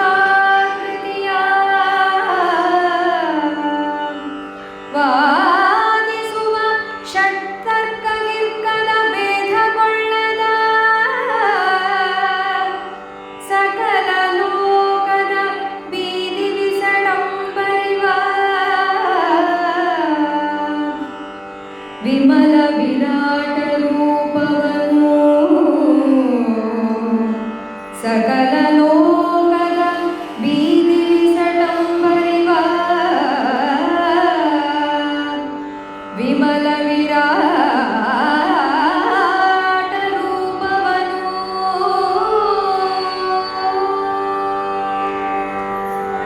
ಕೃಷ್ಣ ಅರ್ಜುನ ಮಾಡಬೇಕಾದ ಕರ್ತವ್ಯವನ್ನು ಬೇರೆ ಬೇರೆ ರೀತಿಯಲ್ಲಿ ಹೇಳಿ ಅವನಿಗೆ ನಿಜದ ಅರಿವನ್ನು ತೋರಿಸ್ತಾನೆ. ಕೊನೆಗೆ ಅರ್ಜುನ ಹೇಳ್ತಾನೆ, ನಷ್ಟೋ ಮೋಹ, ನನಗೆ ಈಗ ಮೋಹ ಎಲ್ಲ ನಾಶವಾಯಿತು ನನ್ನದು ಅಂತ ಹೇಳ್ತಾನೆ. ನಾವು ಕೂಡ ಜೀವನದಲ್ಲಿ ಹುಟ್ಟಿದಾಗಿನಿಂದ ಸಾಯುವವರೆಗೂ ಅದು ಬೇಕು ಇದು ಬೇಕು ಅಂತೆಲ್ಲ ಸಂಪಾದನೆ ಮಾಡ್ತಾ ಮಾಡ್ತಾ ಮಾಡ್ತಾ ಇರ್ತೇವೆ. ಕೆಲವರನ್ನು ನೋಡಿದ್ದೇವೆ ಸಾಯುವ ಸಮಯದಲ್ಲಿ ಯಾವುದು ಕೊಟ್ಟರು ಅದೆಲ್ಲ ಬೇಡ ಅಂತ ಮತ್ತೆ ತಿರಸ್ಕಾರ ಮಾಡ್ತಾ ಬರ್ತಾರೆ. ಮೊದಲು ತುಂಬ ತಿಂತಾ ಇದ್ದವರು ಬೇಡ, ತಿನ್ನೋದು ಬೇಡ ಅಂತ ಬರ್ತಾರೆ. ದುಡ್ಡಿನ ಬಗ್ಗೆ ತುಂಬ ಆಸೆ ಇದ್ದವರು ಬೇಡ ಅಂತ, ಯಾವುದು ಬೇಡ ನನಗೆ ಅಂತ ಕೊನೆಗೆ ಬರ್ತಾರೆ. ಹಾಗೆ ನಾವು ಬಿಡ್ತಾ ಬಿಡ್ತಾ ಬಿಡ್ತಾ ಜೀವನದ ಕೊನೆಯಲ್ಲಿ ಹೋಗಬೇಕಾಗತ್ತೆ. ಇದನ್ನೆಲ್ಲ ಹೇಳಿದಾಗ ಅರ್ಜುನನ ಮೋಹ ದೂರವಾಯಿತು. ನಷ್ಟೋ ಮೋಹ ಸ್ಮೃತಿರ್ಲಬ್ಧ, ಈಗ ನನಗೆ ತಿಳುವಳಿಕೆ ಬಂತು. ಕರಿಷ್ಯೆ ವಚನಂ ತವ, ನೀನು ಏನು ಹೇಳ್ತಿ ಅದನ್ನು ನಾನು ಮಾಡ್ತೇನೆ ಅಂತ ಅರ್ಜುನ ಸೆಟೆದು ನಿಂತ. ಹಾಗೆ ನಿಂತಾಗ ಅರ್ಜುನ ಕೃಷ್ಣನ ಹತ್ರ ಹೇಳ್ತಾನೆ, ಅಲ್ಲ ನೀನು ಇಂತಹ ಅದ್ಭುತವಾದ ವ್ಯಕ್ತಿ ನನಗೆ ಗೊತ್ತೇ ಇರಲಿಲ್ಲ. ನೀನು ಯಾವನೋ ಒಬ್ಬ ಸಾಮಾನ್ಯ ನನ್ನ ಬಂಧು ಅಂತ ತಿಳಿದು ನನ್ನ ರಥದ ಸಾರಥಿಯನ್ನಾಗಿ ನಿನ್ನನ್ನು ಮಾಡಿಕೊಂಡಿದ್ದೆ, ನಾನು ಇಷ್ಟೇ ನೀನು ಅಂತ ತಿಳ್ಕೊಂಡಿದ್ದೆ. ಆದರೆ ನೀನೇ ಪರಮಾತ್ಮ ಎನ್ನುವಂತಹ ಅರಿವು ನನಗೆ ಆಯ್ತಲ್ಲ ಈಗ ಅಂತ ಬಹಳ ಸಂತೋಷ ಪಡ್ತಾನೆ ಅವನು. ಕೇಳ್ತಾನೆ, ಒಂದು ಮಾತನ್ನು ಕೇಳ್ತಾನೆ, ನಾನು ಕೇಳಿದ್ದನ್ನು ತಪ್ಪು ಅಂತ ತಿಳಿಬಾರ್ದು ನೀನು. ನಾನು ಇಲ್ಲಿಯವರೆಗೆ ನೀನು ಯದುವಂಶದ ಒಬ್ಬ ಕೃಷ್ಣ ಅಂತ ತಿಳ್ಕೊಂಡಿದ್ದೆ. ನೀನು ಹೇಳುವ ವಿಷಯವನ್ನೆಲ್ಲ ಕೇಳಿದಾಗ ನೀನು ಸಾಕ್ಷಾತ್ ಪರಮಾತ್ಮ ಅಂತ ಗೊತ್ತಾಯಿತು. ನನಗೆ ನಿನ್ನ ವಿಶ್ವರೂಪವನ್ನೊಮ್ಮೆ ತೋರಿಸ್ತೀಯಾ ಅಂತ ಕೇಳ್ತಾನೆ. ಭಗವದ್ಗೀತೆಯಲ್ಲಿ ತುಂಬ ಪ್ರಸಿದ್ಧವಾದಂಥ 11ನೇ ಅಧ್ಯಾಯ ವಿಶ್ವರೂಪ ದರ್ಶನ ಯೋಗ. ಭಗವಂತ ವಿಶ್ವರೂಪವನ್ನು ತೋರಿಸ್ಬೇಕು ನನಗೆ, ಅದನ್ನು ನೋಡಬೇಕು ಅಂತ ನನಗೆ ಆಸೆ ಇದೆ ಅಂತ ಹೇಳ್ತಾನೆ. ಕೃಷ್ಣ ಒಪ್ತಾನೆ, ನೋಡಬೇಕಾ ನನ್ನ ವಿಶ್ವರೂಪವನ್ನು? ಬಾಲ್ಯದಲ್ಲಿ ತಾಯಿ ಯಶೋದಿಗೆ ಮಣ್ಣು ತಿಂದಾಗ ಬಾಯಿ ತೆಗಿ ಅಂತ ಹೇಳಿದಾಗ ಬಾಯಲ್ಲಿ ಒಂದು ವಿಶ್ವರೂಪ ತೋರಿಸಿದ್ನಲ್ಲ ಕೃಷ್ಣ, ನೆನಪಿರ್ಬೇಕು ನಿಮಗೆಲ್ಲ ಅದು. ಅಂತಹದ್ದೇ ಒಂದು ವಿಶ್ವರೂಪವನ್ನು ಈಗ ಪುನಃ ತೋರಿಸ್ತಾ ಇದ್ದಾನೆ. ತೋರಿಸ್ತೇನೆ ವಿಶ್ವರೂಪವನ್ನು, ಆದರೆ ನಿನಗೆ ಅದನ್ನು ನೋಡಲಿಕ್ಕೆ ಆಗುವುದಿಲ್ಲ ಅಂತಂದ. ಯಾಕೆ ಅಂದರೆ ನಮ್ಮ ಕಣ್ಣಿಗೆ ನಮ್ಮ ಕಿವಿಗೆ ಹೆಚ್ಚು ಪವರ್ ಇಲ್ಲ. ಅದಕ್ಕೆ ಪವರ್ ಸ್ವಲ್ಪ ಜಾಸ್ತಿ ಆಗಬೇಕು ಅಂತ ಉಪನೇತ್ರ ಧರಿಸ್ತಾರೆ, ಅದರ ಪವರು ಹೆಚ್ಚಿಲ್ಲ.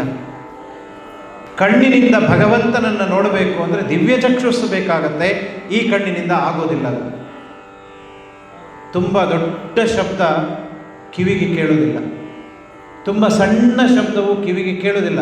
ಈ ಕಿವಿಯ ಸಾಮರ್ಥ್ಯವೇ ಅಷ್ಟು, ಫ್ರೀಕ್ವೆನ್ಸಿ ಅಷ್ಟಿರುತ್ತೆ ಅದರಲ್ಲಿ. ಆದ್ದರಿಂದ ಭಗವಂತನನ್ನು ನೋಡಬೇಕು ಅಂತಂದರೆ ಅದಕ್ಕೆ ವಿಶೇಷವಾದ ದೃಷ್ಟಿ ಬೇಕು. ಅದಕ್ಕೆ ಕೃಷ್ಣ ಹೇಳ್ತಾನೆ, ದಿವ್ಯಂ ದದಾಮಿತೆ ಚಕ್ಷುಹು ಅಂತ ಹೇಳ್ತಾನೆ. ನಿನಗೊಂದು ದಿವ್ಯವಾದ ದೃಷ್ಟಿಯನ್ನು ಕೊಡ್ತೇನೆ ಈ ವಿಶ್ವರೂಪವನ್ನು ನೋಡಲಿಕ್ಕೆ ಅಂತ. ನನ್ನ ವಿಶ್ವರೂಪವನ್ನು ನೀನು ನೋಡು ಅಂಥೇಳಿ ಅವನಿಗೆ ದಿವ್ಯ ದೃಷ್ಟಿಯನ್ನು ಅನುಗ್ರಹಿಸ್ತಾನೆ ಭಗವಂತ. ಭಗವಂತನ ಅನುಗ್ರಹ ಇದ್ದರೆ ಹೊಸ ಉಪಕರಣ ಬೇಕಾಗಿಲ್ಲ, ಇದ್ದ ಉಪಕರಣದಲ್ಲೇ ಆ ಸಾಮರ್ಥ್ಯ ಬರುತ್ತೆ ನಮಗೆ. ಹಾಗಾಗಿ ಕೃಷ್ಣ ಪರಮಾತ್ಮ ಅವನಿಗೆ ವಿಶೇಷವಾದ ದೃಷ್ಟಿಯನ್ನು ಕೊಟ್ಟು ನನ್ನ ಪ್ರಪಂಚಾಕಾರವಾದ ರೂಪ, ಒಬ್ಬನೇ ಪ್ರಪಂಚಾಕಾರವಾಗಿ ಪರಿಣಾಮ ಹೊಂದಿದ ಆ ರೂಪ ಭಗವಂತನ ನೋಡಿದಾಗ ಅವನ ಒಳಗಡೆ ಎಲ್ಲರೂ ಇದ್ದಾರೆ, ನಾವೆಲ್ಲ ಅಲ್ಲಿದ್ದೇವೆ. ನಾವು ಅಂತಹ ರೂಪವನ್ನು ನೀನು ನೋಡು ಅಂಥೇಳಿ ರೂಪಂ ಐಶ್ವರಂ, ನನ್ನ ಈಶ್ವರ ರೂಪವನ್ನು ನೀನು ನೋಡು ಅಂತ ತನ್ನ ವಿಶ್ವರೂಪವನ್ನು ತೋರಿಸ್ತಾನೆ.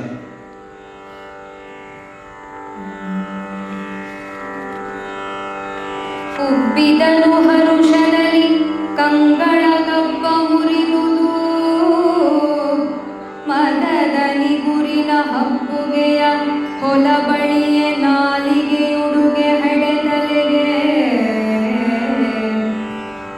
ಉಬ್ಬಿದನು ಹರುಷದಲ್ಲಿ ಕಂಗಳ ಗಬ್ಬ ಮುರಿದುದು, ಮದದನಿ ಗುರಿನ ಹಬ್ಬುಗೆಯ ಹೊಲ ಬಳಿಯೇ ನಾಲಗೆಯುಡುಗೆ ಹೆಡೆತಲೆಗೆ. ಸಬ್ಬಗತನೈ ಶಿವ ಶಿವ ಬಲು ಮಪ್ಪಿನಲ್ಲಿ ಮುಂದುವರಿಯದೆ, ಎನ್ನಯ ಕೊಬ್ಬನೆ ಬಣ್ಣಿಸುವೆನು ಎನ್ನುತ್ತ ಅಡಿಗಡಿಗೆ ಬೆಳಗಾದ. ಎನ್ನಯ ಕೊಬ್ಬನೆ ಬಣ್ಣಿಸುವೆನು ಎನ್ನುತ್ತ ಅಡಿಗಡಿಗೆ ಬೆರಗಾದ.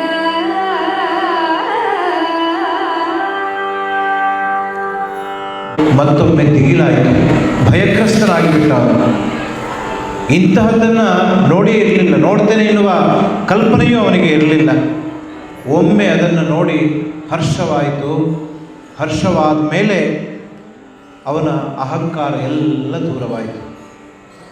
ಇಷ್ಟು ದಿವಸ ನಾನು ದೊಡ್ಡ ಬಿಲ್ವಿದ್ಯೆ ಬಲ್ಲವನು ಎಂಬ ಲೋಕೋತ್ತರ ಧನುರ್ಧಾರಿ ಅಂತ ಅವನಿಗೆ ಗರ್ವ ಇತ್ತು ಅರ್ಜುನನಿಗೆ. ಭಗವಂತನ ವಿಶ್ವರೂಪವನ್ನು ಕಂಡಾಗ ಅವನ ಗರ್ವ ಎಲ್ಲ ಹುಡುಗಿ ಹೋಯಿತು ಅಂತ ಕವಿ ವರ್ಣಿಸ್ತಾನೆ. ಏನೇನು ತಾನು ಅಂತ ತಿಳ್ಕೊಂಡಿದ್ನೋ ಅದೆಲ್ಲ ಈಗ ಅವನಿಗೆ ದೂರವಾಯಿತು. ಅಲ್ಪಜ್ಞಾನಿ ಮಹಾಗರ್ವಿ ಅಂತ ಹೇಳ್ತಾರೆ ಕೆಲವರು. ಕೆಲವರಿಗೆ ಯಾವುದೋ ಒಂದು ಪುಸ್ತಕ ಓದಿದ ಕೂಡಲೇ ನನಗೆಲ್ಲ ಗೊತ್ತುಂಟು ಅಂತ ಅವ್ರು ತಿಳ್ಕೊಳ್ತಾರಂತೆ. ಅವರು ಮಹಾಗರ್ವಿಗಳಾಗಿ ಬಿಡ್ತಾರೆ. ಮತ್ತೆ ಮತ್ತೆ ಓದ್ತಾ ಹೋದಾಗ ಗೊತ್ತಾಗತ್ತೆ, ನನಗೆ ಗೊತ್ತಿರೋದು ಇಷ್ಟೇ, ನಾನು ತಿಳ್ಕೊಳ್ಬೇಕಾಗಿದ್ದು ತುಂಬ ಇದೆ ಅಂತ ಮತ್ತೆ ನಮಗೆ ಗೊತ್ತಾಗತ್ತೆ.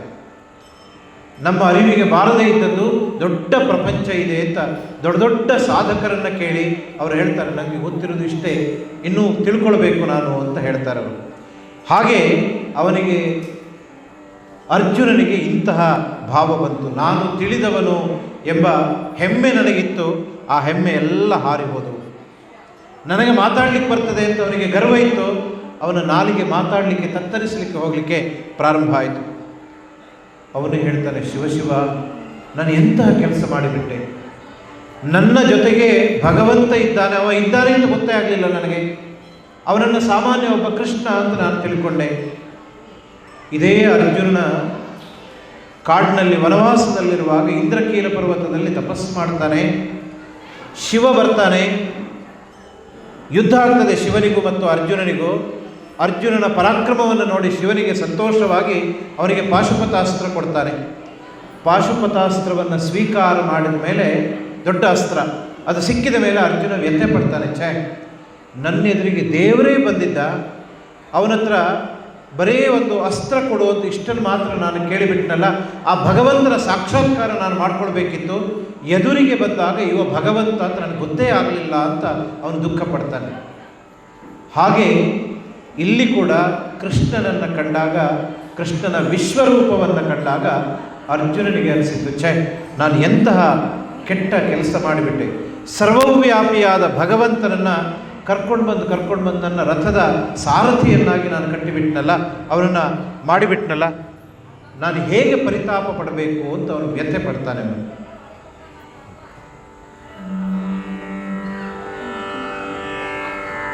ಪರುಷ ಕಲ್ಲೆಂದಳುಗಿ ಸುರದರು ಮರನು ತೆಗೆಯೆಂದು, ಪರುಷ ಕಲ್ಲೆಂದಳುಗಿ ಸುರದರು ಮರನು ತೆಗೆಯೆಂದು, ಅಮರಧೇನುವ ಪರರ ಮನೆಯಲ್ಲಿ ಮಾರಿ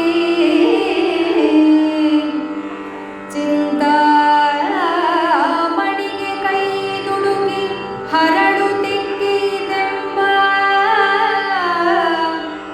ಚಿಂತಾಮಣಿಗೆ ಕೈ ದುಡುಕಿ ಹರಡು ತಿಕ್ಕಿದೆಂಬ ಪಾಪಿಗೆ ಪರಮ ಗುರು ನಾನಾದಿನೇ,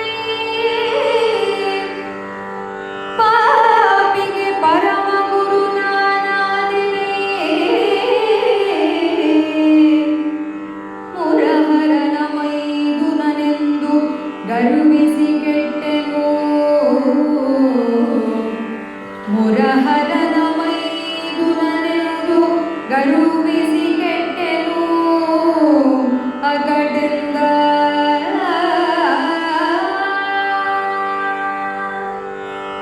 ಕೃಷ್ಣ ಪರಮಾತ್ಮನನ್ನು ಸಾಮಾನ್ಯ ವ್ಯಕ್ತಿ ಎಂದು ತಿಳಿದದ್ದಕ್ಕೋಸ್ಕರ ಅರ್ಜುನ ವ್ಯಥೆ ಪಡ್ತಾನೆ. ಬೇರೆ ಬೇರೆ ರೀತಿಯಲ್ಲಿ ಅದರ ವರ್ಣನೆಯನ್ನು ಮಾಡ್ತಾನೆ. ಅಮೂಲ್ಯವಾದ ರತ್ನಖಚಿತವಾದ ಒಂದು ಮಣಿಯನ್ನು ನಾನೊಂದು ಸಾಮಾನ್ಯ ಕಲ್ಲು ಅಂತ ತಿಳ್ಕೊಂಡ್ಬಿಟ್ಟೆ. ನಾನು ಅದರ ಬೆಲೆ ಗೊತ್ತಿಲ್ಲ ನನಗೆ. ಮಂಗನ ಕೈಗೆ ಮಾಣಿಕ್ಯ ಕೊಟ್ಟು ಹಾಗೆ ಹೇಳ್ತಾರೆ, ಮಾಣಿಕ್ಯ ಕೊಟ್ಟರೆ ಅದರ ಬೆಲೆ ಅದಕ್ಕೆ ಗೊತ್ತಾಗ್ತದೆಯಾ? ಗೊತ್ತಾಗೋದಿಲ್ಲ. ಹಾಗೆ ನಾನು ಮಾಡಿಬಿಟ್ಟೆ ಅಂತ ಹೇಳ್ತಾನೆ. ಕಲ್ಪವೃಕ್ಷವನ್ನು ಒಂದು ಸಾಮಾನ್ಯ ಮರ ಅಂತ ನಾನು ತಿಳ್ಕೊಂಡೆ. ಕೃಷ್ಣನನ್ನು ತಿಳ್ಕೊಂಡದಕ್ಕೆ ಅವರು ಹೇಳ್ತಾನೆ, ಮರವೆಂದು ಅದನ್ನು ಉಪೇಕ್ಷೆ ಮಾಡಿಬಿಟ್ಟೆ. ಕಾಮಧೇನು ಇದೆ ದೇವಲೋಕದಲ್ಲಿ, ಹಸು. ಆ ಕಾಮಧೇನುವನ್ನು ಒಂದು ಸಾಮಾನ್ಯ ಹಸು ಅಂತ ತಿಳ್ಕೊಂಡು ಒಬ್ಬ ಕಟುಕನಿಗೆ ಅದನ್ನು ಕೊಟ್ಟುಬಿಟ್ಟನಲ್ಲ ನಾನು, ಕೃಷ್ಣನನ್ನು ಹಾಗೆ ಮಾಡಿಬಿಟ್ಟೆ ನಾನು. ಚಿಂತಾಮಣಿ ಅಂತ ಅಪೂರ್ವವಾದ ಮಣಿ ಇದೆ. ಆ ಚಿಂತಾಮಣಿಯನ್ನು ಒಂದು ಗಾಜಿನ ಚೂರು ಅಂತ ನಾನು ತಿಳ್ಕೊಂಡ್ಬಿಟ್ನಲ್ಲ. ಅದರ ನಿಜವಾದ ಬೆಲೆ ಎಷ್ಟು ಅಮೂಲ್ಯವಾದದ್ದೋ ಅದನ್ನು ನಾನು ಅರ್ಥ ಮಾಡಿಕೊಳ್ಳೇ ಇಲ್ಲ. ನಾನು ಹಾಗೆ ಭಾವಿಸಿಕೊಂಡೆ. ಪಾಪಿಯಾದಂತಹ ನಾನು ವಸ್ತುವಿನ ನಿಜಸ್ವರೂಪವನ್ನು ತಿಳ್ಕೊಳ್ಳದೆ ಎಷ್ಟು ಚಿಕ್ಕವನಾಗಿಬಿಟ್ಟೆ, ಎಷ್ಟು ಕೆಟ್ಟ ಕೆಲಸ ಮಾಡಿಬಿಟ್ಟೆ. ಕೃಷ್ಣ ಅಂದರೆ ಯಾರು ಅಂತ ಕೇಳಿದಾಗ ನಾನು ಹೇಳಿದ್ದೆ, ಅವನು ನನ್ನ ಭಾವವನು ಅಂತ, ಭಾವಮೈದುನ ಅಂತ ಅವನು ಕರೆದಿದ್ದೆ. ಒಬ್ಬ ಸಾಮಾನ್ಯ ಭಾವಮೈದುನ ಎಂದು ಎಷ್ಟೋ ಸಲ ಕೃಷ್ಣನ ಜೊತೆಗೆ ಗಲಾಟೆ ಮಾಡಿದ್ದೇನೆ, ಕೃಷ್ಣನ ಜೊತೆಗೆ ಯುದ್ಧ ಮಾಡಿದ್ದೇನೆ. ಹೀಗೆಲ್ಲ ಮಾಡಿಬಿಟ್ಟನಲ್ಲ ಭಗವಂತನ ಜೊತೆಗೆ ಎಂಬುದಾಗಿ ಕಳಕಳಿಯಿಂದ ವ್ಯಥೆ ಪಡ್ತಾನೆ ಅವನು.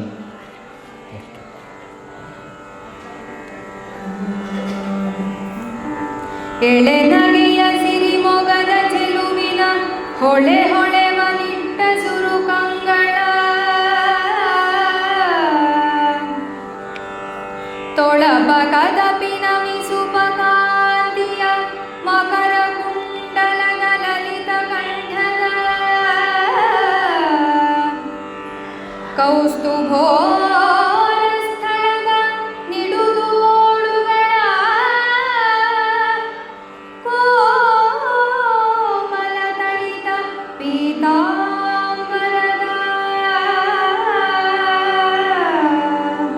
ಮುಂದಿನ ರೂಪ ತೋರದ ಕೋಮಲ ತಳಿದ ಪೀತಾಂಬರದ ರೂಪ ತೋರದ. ಕೃಷ್ಣನ ವಿಶ್ವರೂಪದಲ್ಲಿ ರಾಕ್ಷಸರಿದ್ದರು, ಭಯಂಕರವಾದ ಎಲ್ಲರನ್ನ ಹೆದರಿಸುವಂತಹ ರೂಪಗಳೆಲ್ಲ ಇತ್ತು ಅದರಲ್ಲಿ. ಇದನ್ನೆಲ್ಲ ಕಂಡಾಗ ಭಗವದ್ಗೀತೆಯ 11ನೇ ಅಧ್ಯಾಯದಲ್ಲಿ ತುಂಬ ಪದ್ಯಗಳಲ್ಲಿ, ಶ್ಲೋಕಗಳಲ್ಲಿ ಇದರ ವರ್ಣನೆಯನ್ನು ಮಾಡ್ತಾನೆ, ವಿಶ್ವರೂಪ ಹೇಗಿತ್ತು ಅಂತ. ಕವಿ ಇದನ್ನು ಸಂಕ್ಷೇಪ ಮಾಡಿ ಹೇಳಿದ್ದಾನೆ. ಇದನ್ನೆಲ್ಲ ನೋಡಿದಾಗ ಗಾಬರಿಯಾಗಿ ಕೊನೆಗೆ ಕೃಷ್ಣನ ಹತ್ರ ಹೇಳ್ತಾನೆ, ತಪ್ಪಾಯಿತು ನಂದು, ನನಗೆ ನಿನ್ನ ಮೊದಲ ರೂಪವನ್ನೇ ತೋರಿಸು, ಈ ರೂಪ ಬೇಡ ನನಗೆ ಅಂತಂದ. ಮೊದಲು ವಿಶ್ವರೂಪ ತೋರಿಸು ಅಂತ ಇವನೇ ಹೇಳಿದ್ದು. ಆ ವಿಶ್ವರೂಪವನ್ನು ನೋಡಿದಾಗ ಗಾಬರಿಯಾಗಿ ನಿನ್ನ ನಿಜ ರೂಪವನ್ನೇ ತೋರಿಸು, ಅದೇ ಒಳ್ಳೆಯದು, ಇದು ಬೇಡ ನನಗೆ ಅಂತ ಪುನಃ ಪ್ರಾರ್ಥನೆಯನ್ನು ಮಾಡ್ತಾನೆ ಅವನು. ಎಂತಹ ರೂಪ ಕೃಷ್ಣನದ್ದು ಅಂತಂದರೆ, ಎಳೆನಗೆಯ ನಗುವಿನ ಮುಖ ಇರಬೇಕು. ರಾಮನನ್ನು ಕುರಿತು ವರ್ಣನೆ ಮಾಡುವಾಗ ಹೇಳ್ತಾನೆ, ರಾಮ ಹೇಗಿದ್ದ ಅಂತಂದರೆ ಯಾರೇ ಸಿಕ್ಕಿದರೂ ಕೂಡ ಸ್ಮಿತಪೂರ್ವಾಭಿಭಾಷಿ, ತಾನೇ ಮೊದಲು ನಗಾಡ್ಕೊಂಡು ಹೋಗಿ ಅವರನ್ನು ಮಾತನಾಡಿಸ್ತಾ ಇದ್ದಾನೆ. ಸಾಮಾನ್ಯ ಜನರು ಬಂದರು, ಒಂದು ನಗುವಿನಿಂದ ಒಬ್ಬರನ್ನ ನಾವೇ ಹೋಗಿ ಮಾತನಾಡಿಸುವುದು, ಇದು ಅಹಂಕಾರಾದಿಗಳು ಇಲ್ಲದ ಸ್ವಭಾವ ಅಂತ ಹೇಳ್ತಾನೆ.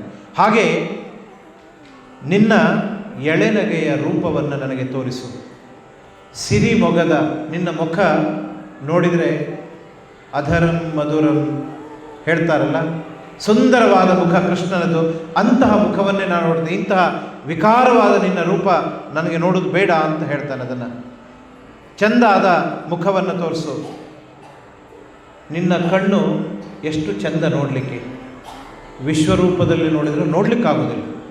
ಅದರಿಂದ ನಿನ್ನ ನಿಜ ರೂಪವನ್ನು ನೀನು ತೋರಿಸು, ನಿನ್ನ ಒಳ್ಳೆಯ ಕಣ್ಣುಗಳನ್ನು, ಎಸಳು ಕಣ್ಣುಗಳನ್ನು ನನಗೆ ತೋರಿಸು ಅಂತ ಹೇಳ್ತಾನೆ.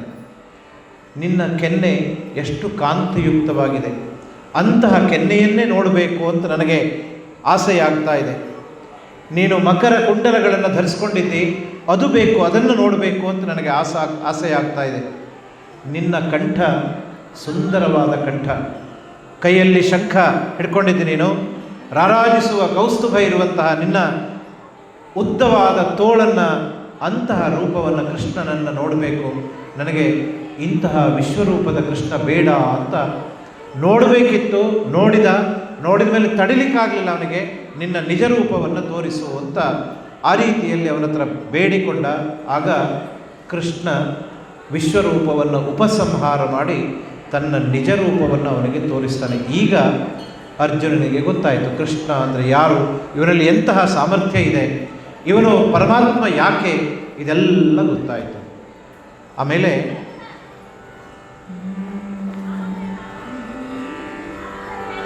ಪರಮ ಚಿನುಮಯನು ನೀನು ಕರ್ಮದ ಸರಣಿಯನ್ನದು, ನೀ ಚರಾಚರ ಭರಿತ ಹಾರಿಯ ವಿಶ್ವಮಯನು ಅವ್ಯಕ್ತನದ್ವಯನು, ನೀ ಚರಾಚರ ಭರಿತ ಹಾರಿಯ ವಿಶ್ವಮಯನು ಅವ್ಯಕ್ತನದ್ವಯನು, ನರನಮತಿ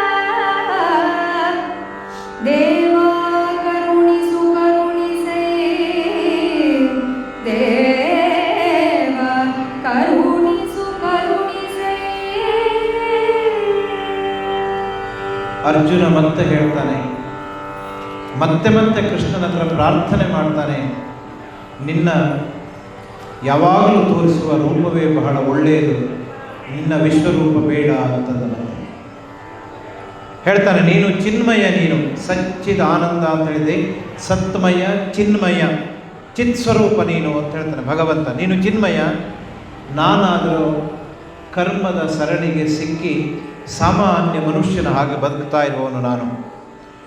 ನೀನು ಪ್ರತಿಯೊಂದು ವಸ್ತುವಿನಲ್ಲಿಯೂ ನೀನಿದ್ದೆ. ನೀನು ಪ್ರಹ್ಲಾದನ ಹತ್ರ ಕೇಳಿದಾಗ ಕಂಬದಲ್ಲಿಯೂ ಕೂಡ ಭಗವಂತ ಬರಲಿಲ್ವಾ? ನರಸಿಂಹ ಅವತಾರದಲ್ಲಿ ಬಂದ. ನೀನು ಪ್ರತಿಯೊಂದು ವಸ್ತುವಿನಲ್ಲಿ ಇರುವವನು, ನಾನಾದರೂ ಒಂದು ಸಾಮಾನ್ಯ ಮನುಷ್ಯ ನಾನು ಅಂತ ಹೇಳ್ತಾನೆ. ನೀನು ಚರಾಚರಗಳಲ್ಲಿ ತುಂಬಿರುವವನು, ಇಡೀ ವಿಶ್ವದಲ್ಲಿ ವ್ಯಾಪಿಸಿದ್ದೆ ನೀನು, ದೇವರು ಎಲ್ಲ ಕಡೆ ಇದ್ದಾನೆ ಅಂತ ಹೇಳ್ತಾರೆ. ಕನಕದಾಸರ ಕಥೆ ನಮಗೆಲ್ಲ ಗೊತ್ತಿದೆ.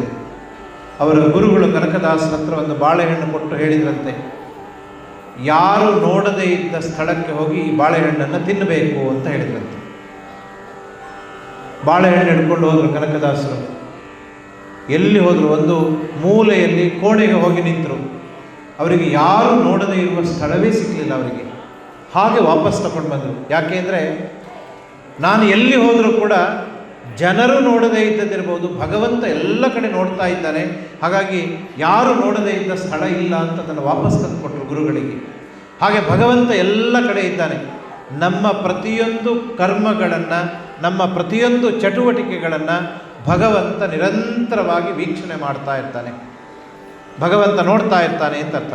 ಅದರಿಂದ ಇಡೀ ಪ್ರಪಂಚದಲ್ಲಿ ನೀನು ವ್ಯಾಪಿಸಿರುವವನು, ಎಲ್ಲರಿಗೂ ನೀನು ವಂದ್ಯನಾದವನು ಅಂತ ಹೇಳ್ತಾನೆ.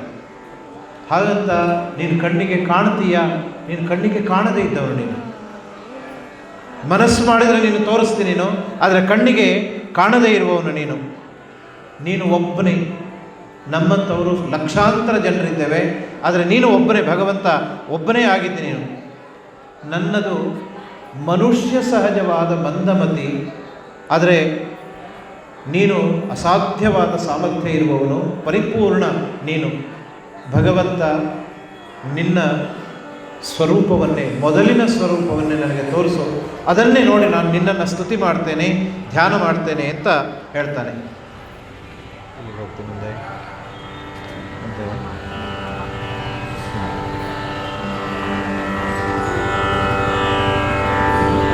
ನಿಗಮನಿಕರವ ಸೆಳೆವ ತಿರುಗುವ ನಗಕ್ಕೆ ಬೆನ್ನನು ಕೊಡುವ ಜಲನಿಧಿ ಮಗುಚೆ ಮಹಿಯನು ಮೊಗೆವ ಮಗುವಿನ ನುಡಿಗೆ ಮೈಗೊಡುವ ನಿಗಮನಿಕರವ ಸೆಳೆವ ತಿರುಗುವ ನಗಕ್ಕೆ ಬೆನ್ನನು ಕೊಡುವ ಜಲನಿಧಿ ಮಗುಚೆ ಮಹಿಯನು ಮೊಗೆವ ಮಗುವಿನ ನುಡಿಗೆ ಮೈಗೊಡುವ ಗಗನ ಕಂಠಿಯಲಿಡುವ ಕಾಯಕ್ಕೆಗಳಿಗೆಕ್ಕೆಯ ತೋರ್ವ ರಾಣಿಯ ಸೊಗಸ ಸಲಿಸುವ ಕೃಪೆಯನು ಎನ್ನಲಿ ತೋರಬೇಕೆಂದ ರಾಣಿಯ ಸೊಗಸ ಸಲಿಸುವ ಕೃಪೆಯನು ಎನ್ನಲಿ ತೋರಬೇಕೆಂದ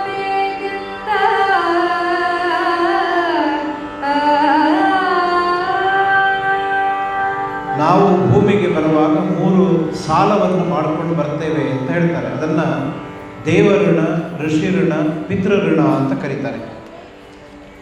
ದೇವಋಣ ಹೇಗೆ ಅಂತಂದರೆ, ನಾವು ಈ ಭೂಮಿಗೆ ಹುಟ್ಟುವ ಮೊದಲೇ ಭಗವಂತ ನಮಗೆ ಬೇಕಾದ ಎಲ್ಲ ಸೃಷ್ಟಿಯನ್ನು ಮಾಡಿರ್ತಾರೆ. ನೀರನ್ನು ಸೃಷ್ಟಿ ಮಾಡಿದ್ದಾನೆ, ಗಾಳಿ ಸೃಷ್ಟಿ ಮಾಡಿದ್ದಾನೆ, ತಿನ್ನುವುದಕ್ಕೆ ಆಹಾರವನ್ನು ಭಗವಂತ ಸೃಷ್ಟಿ ಮಾಡಿದ್ದಾನೆ. ಇದನ್ನೆಲ್ಲ ಮೊದಲು ವ್ಯವಸ್ಥೆ ಮಾಡಿ ಆಮೇಲೆ ನಮ್ಮನ್ನು ಇಲ್ಲಿ ಕಳಿಸಿದ್ದಾನೆ. ನೀನು ಈ ಪ್ರಪಂಚದಲ್ಲಿ ಒಳ್ಳೆಯ ರೀತಿಯಲ್ಲಿ ಬದುಕು ಅಂತ ನಮ್ಮನ್ನು ಕಳಿಸಿದ್ದಾನೆ.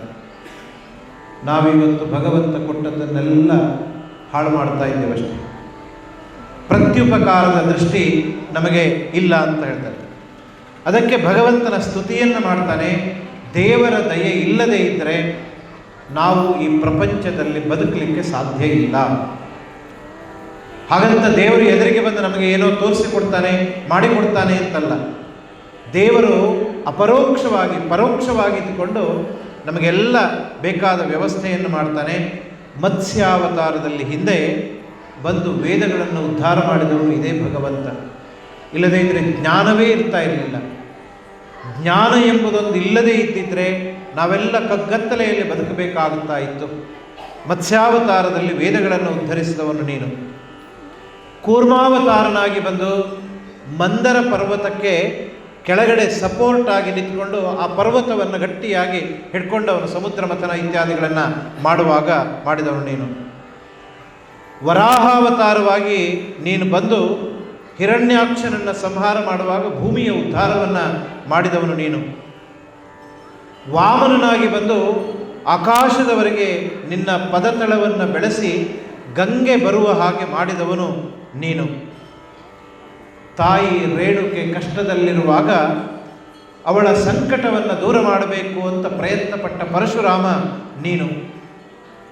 ಯಾವನೋ ಒಬ್ಬ ಸ್ತ್ರೀ ಲಂಪಟ ರಾವಣ ಸೀತೆಯನ್ನು ಅಪಹರಿಸಿಕೊಂಡು ಹೋದಾಗ ರಾಮನಾಗಿ ಬಂದು ಧರ್ಮ ಸಂಸ್ಥಾಪನೆ ಮಾಡಿದವನು ನೀನು. ಇಂತಹ ಸಂತಸವನ್ನು ಉಂಟು ಮಾಡಿದ ಪರಮಾತ್ಮ ನೀನು.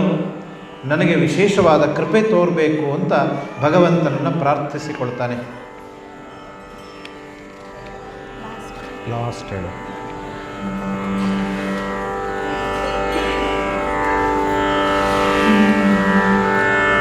ಮೋಹಮಿಗೆ ಪಾಂಡವ ಮಮ ಪ್ರಾಣ ಎಂಬ ಮಮ ಪ್ರಾಣ ಹಿ ಪಾಂಡವೆಂಬಿ ಬಿರುದ ಸಲ್ಲಿಸಿ ಗಾಹಿನಲಿ ಮೇದಿನಿಯ ತಿಣ್ಣವನು ಇಳುಹಲೋ ಸುಗರ ಗಾಹಿನಲಿ ಮೇದಿನಿಯ ತಿಣ್ಣವನು ಇಳುಸಲೋ ಸುಗರ ಆಹವದೋಳ್ ಅರ್ಜುನನ ರಥದೊಳು ವಾಹಕನು ತಾನಾಗಿ ಆಹವದೋಳ್ ಅರ್ಜುನನ ರಥದೊಳು ವಾಹಕನು ತಾನಾಗಿ ಶರಣ ಸ್ನೇಹ ಸಂಸಾರಾನುರಾಗನು ಸುಳಿದನು ರಥವ ಶರಣ ಸ್ನೇಹ ಸಂಸಾರಾನುರಾಗನು.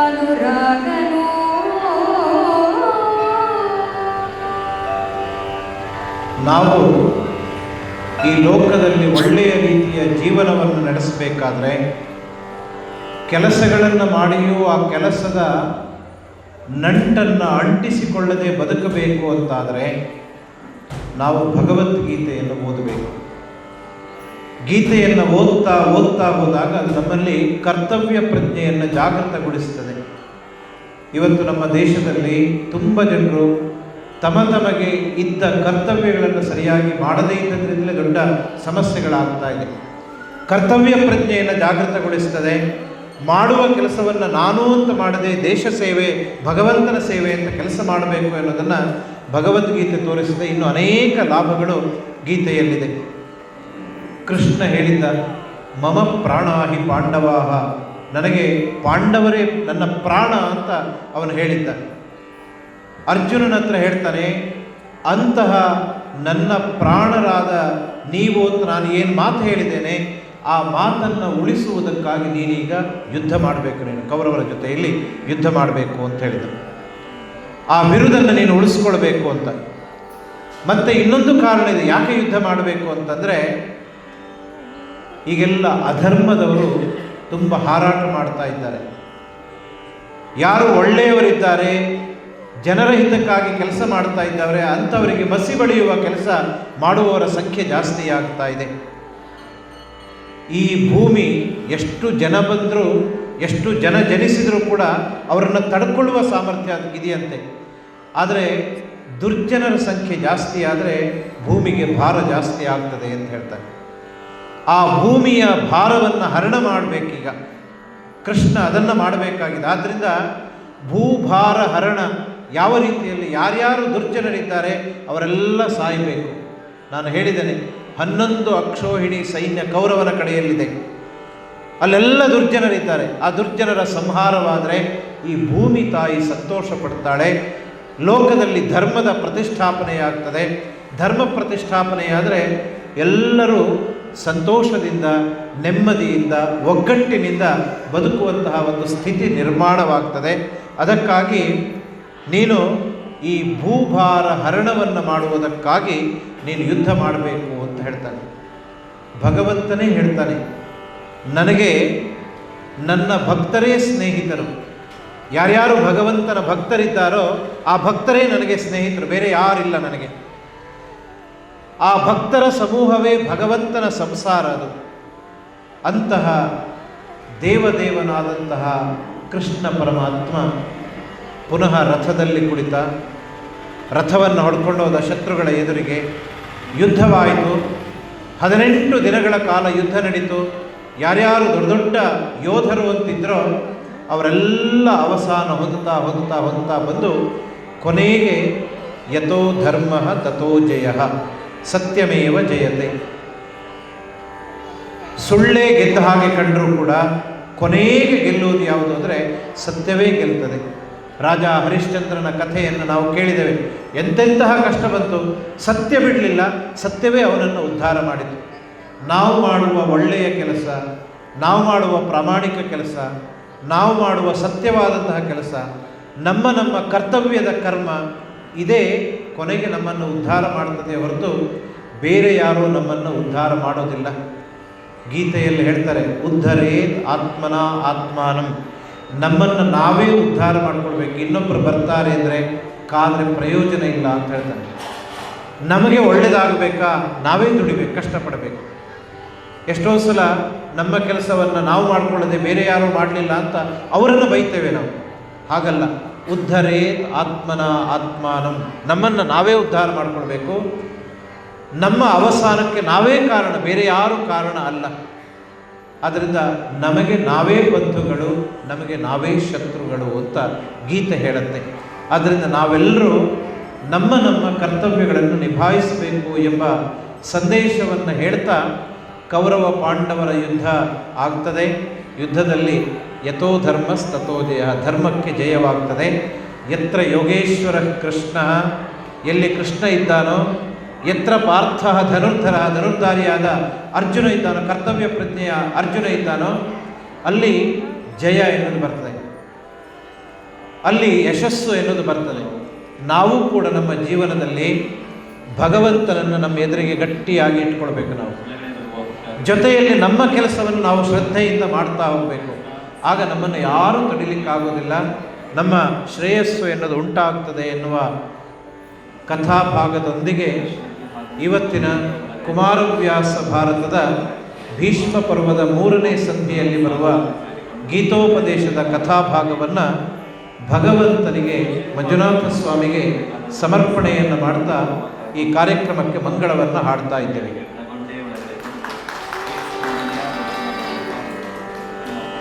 ಮಂಗಲಂ ವೇದ ವೇದಾಂತ ವೇದ್ಯಾಯ ವೇದಶ್ಯಾಮನ ಮೂರ್ಧಯೇ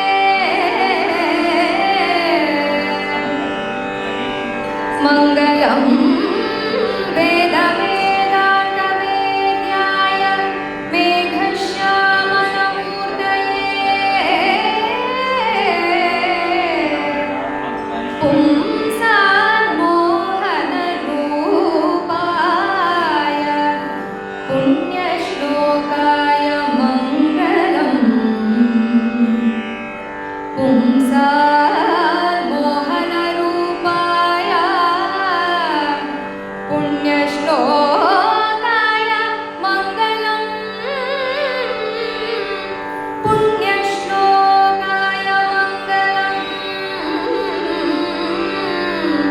ಮಂಗಳ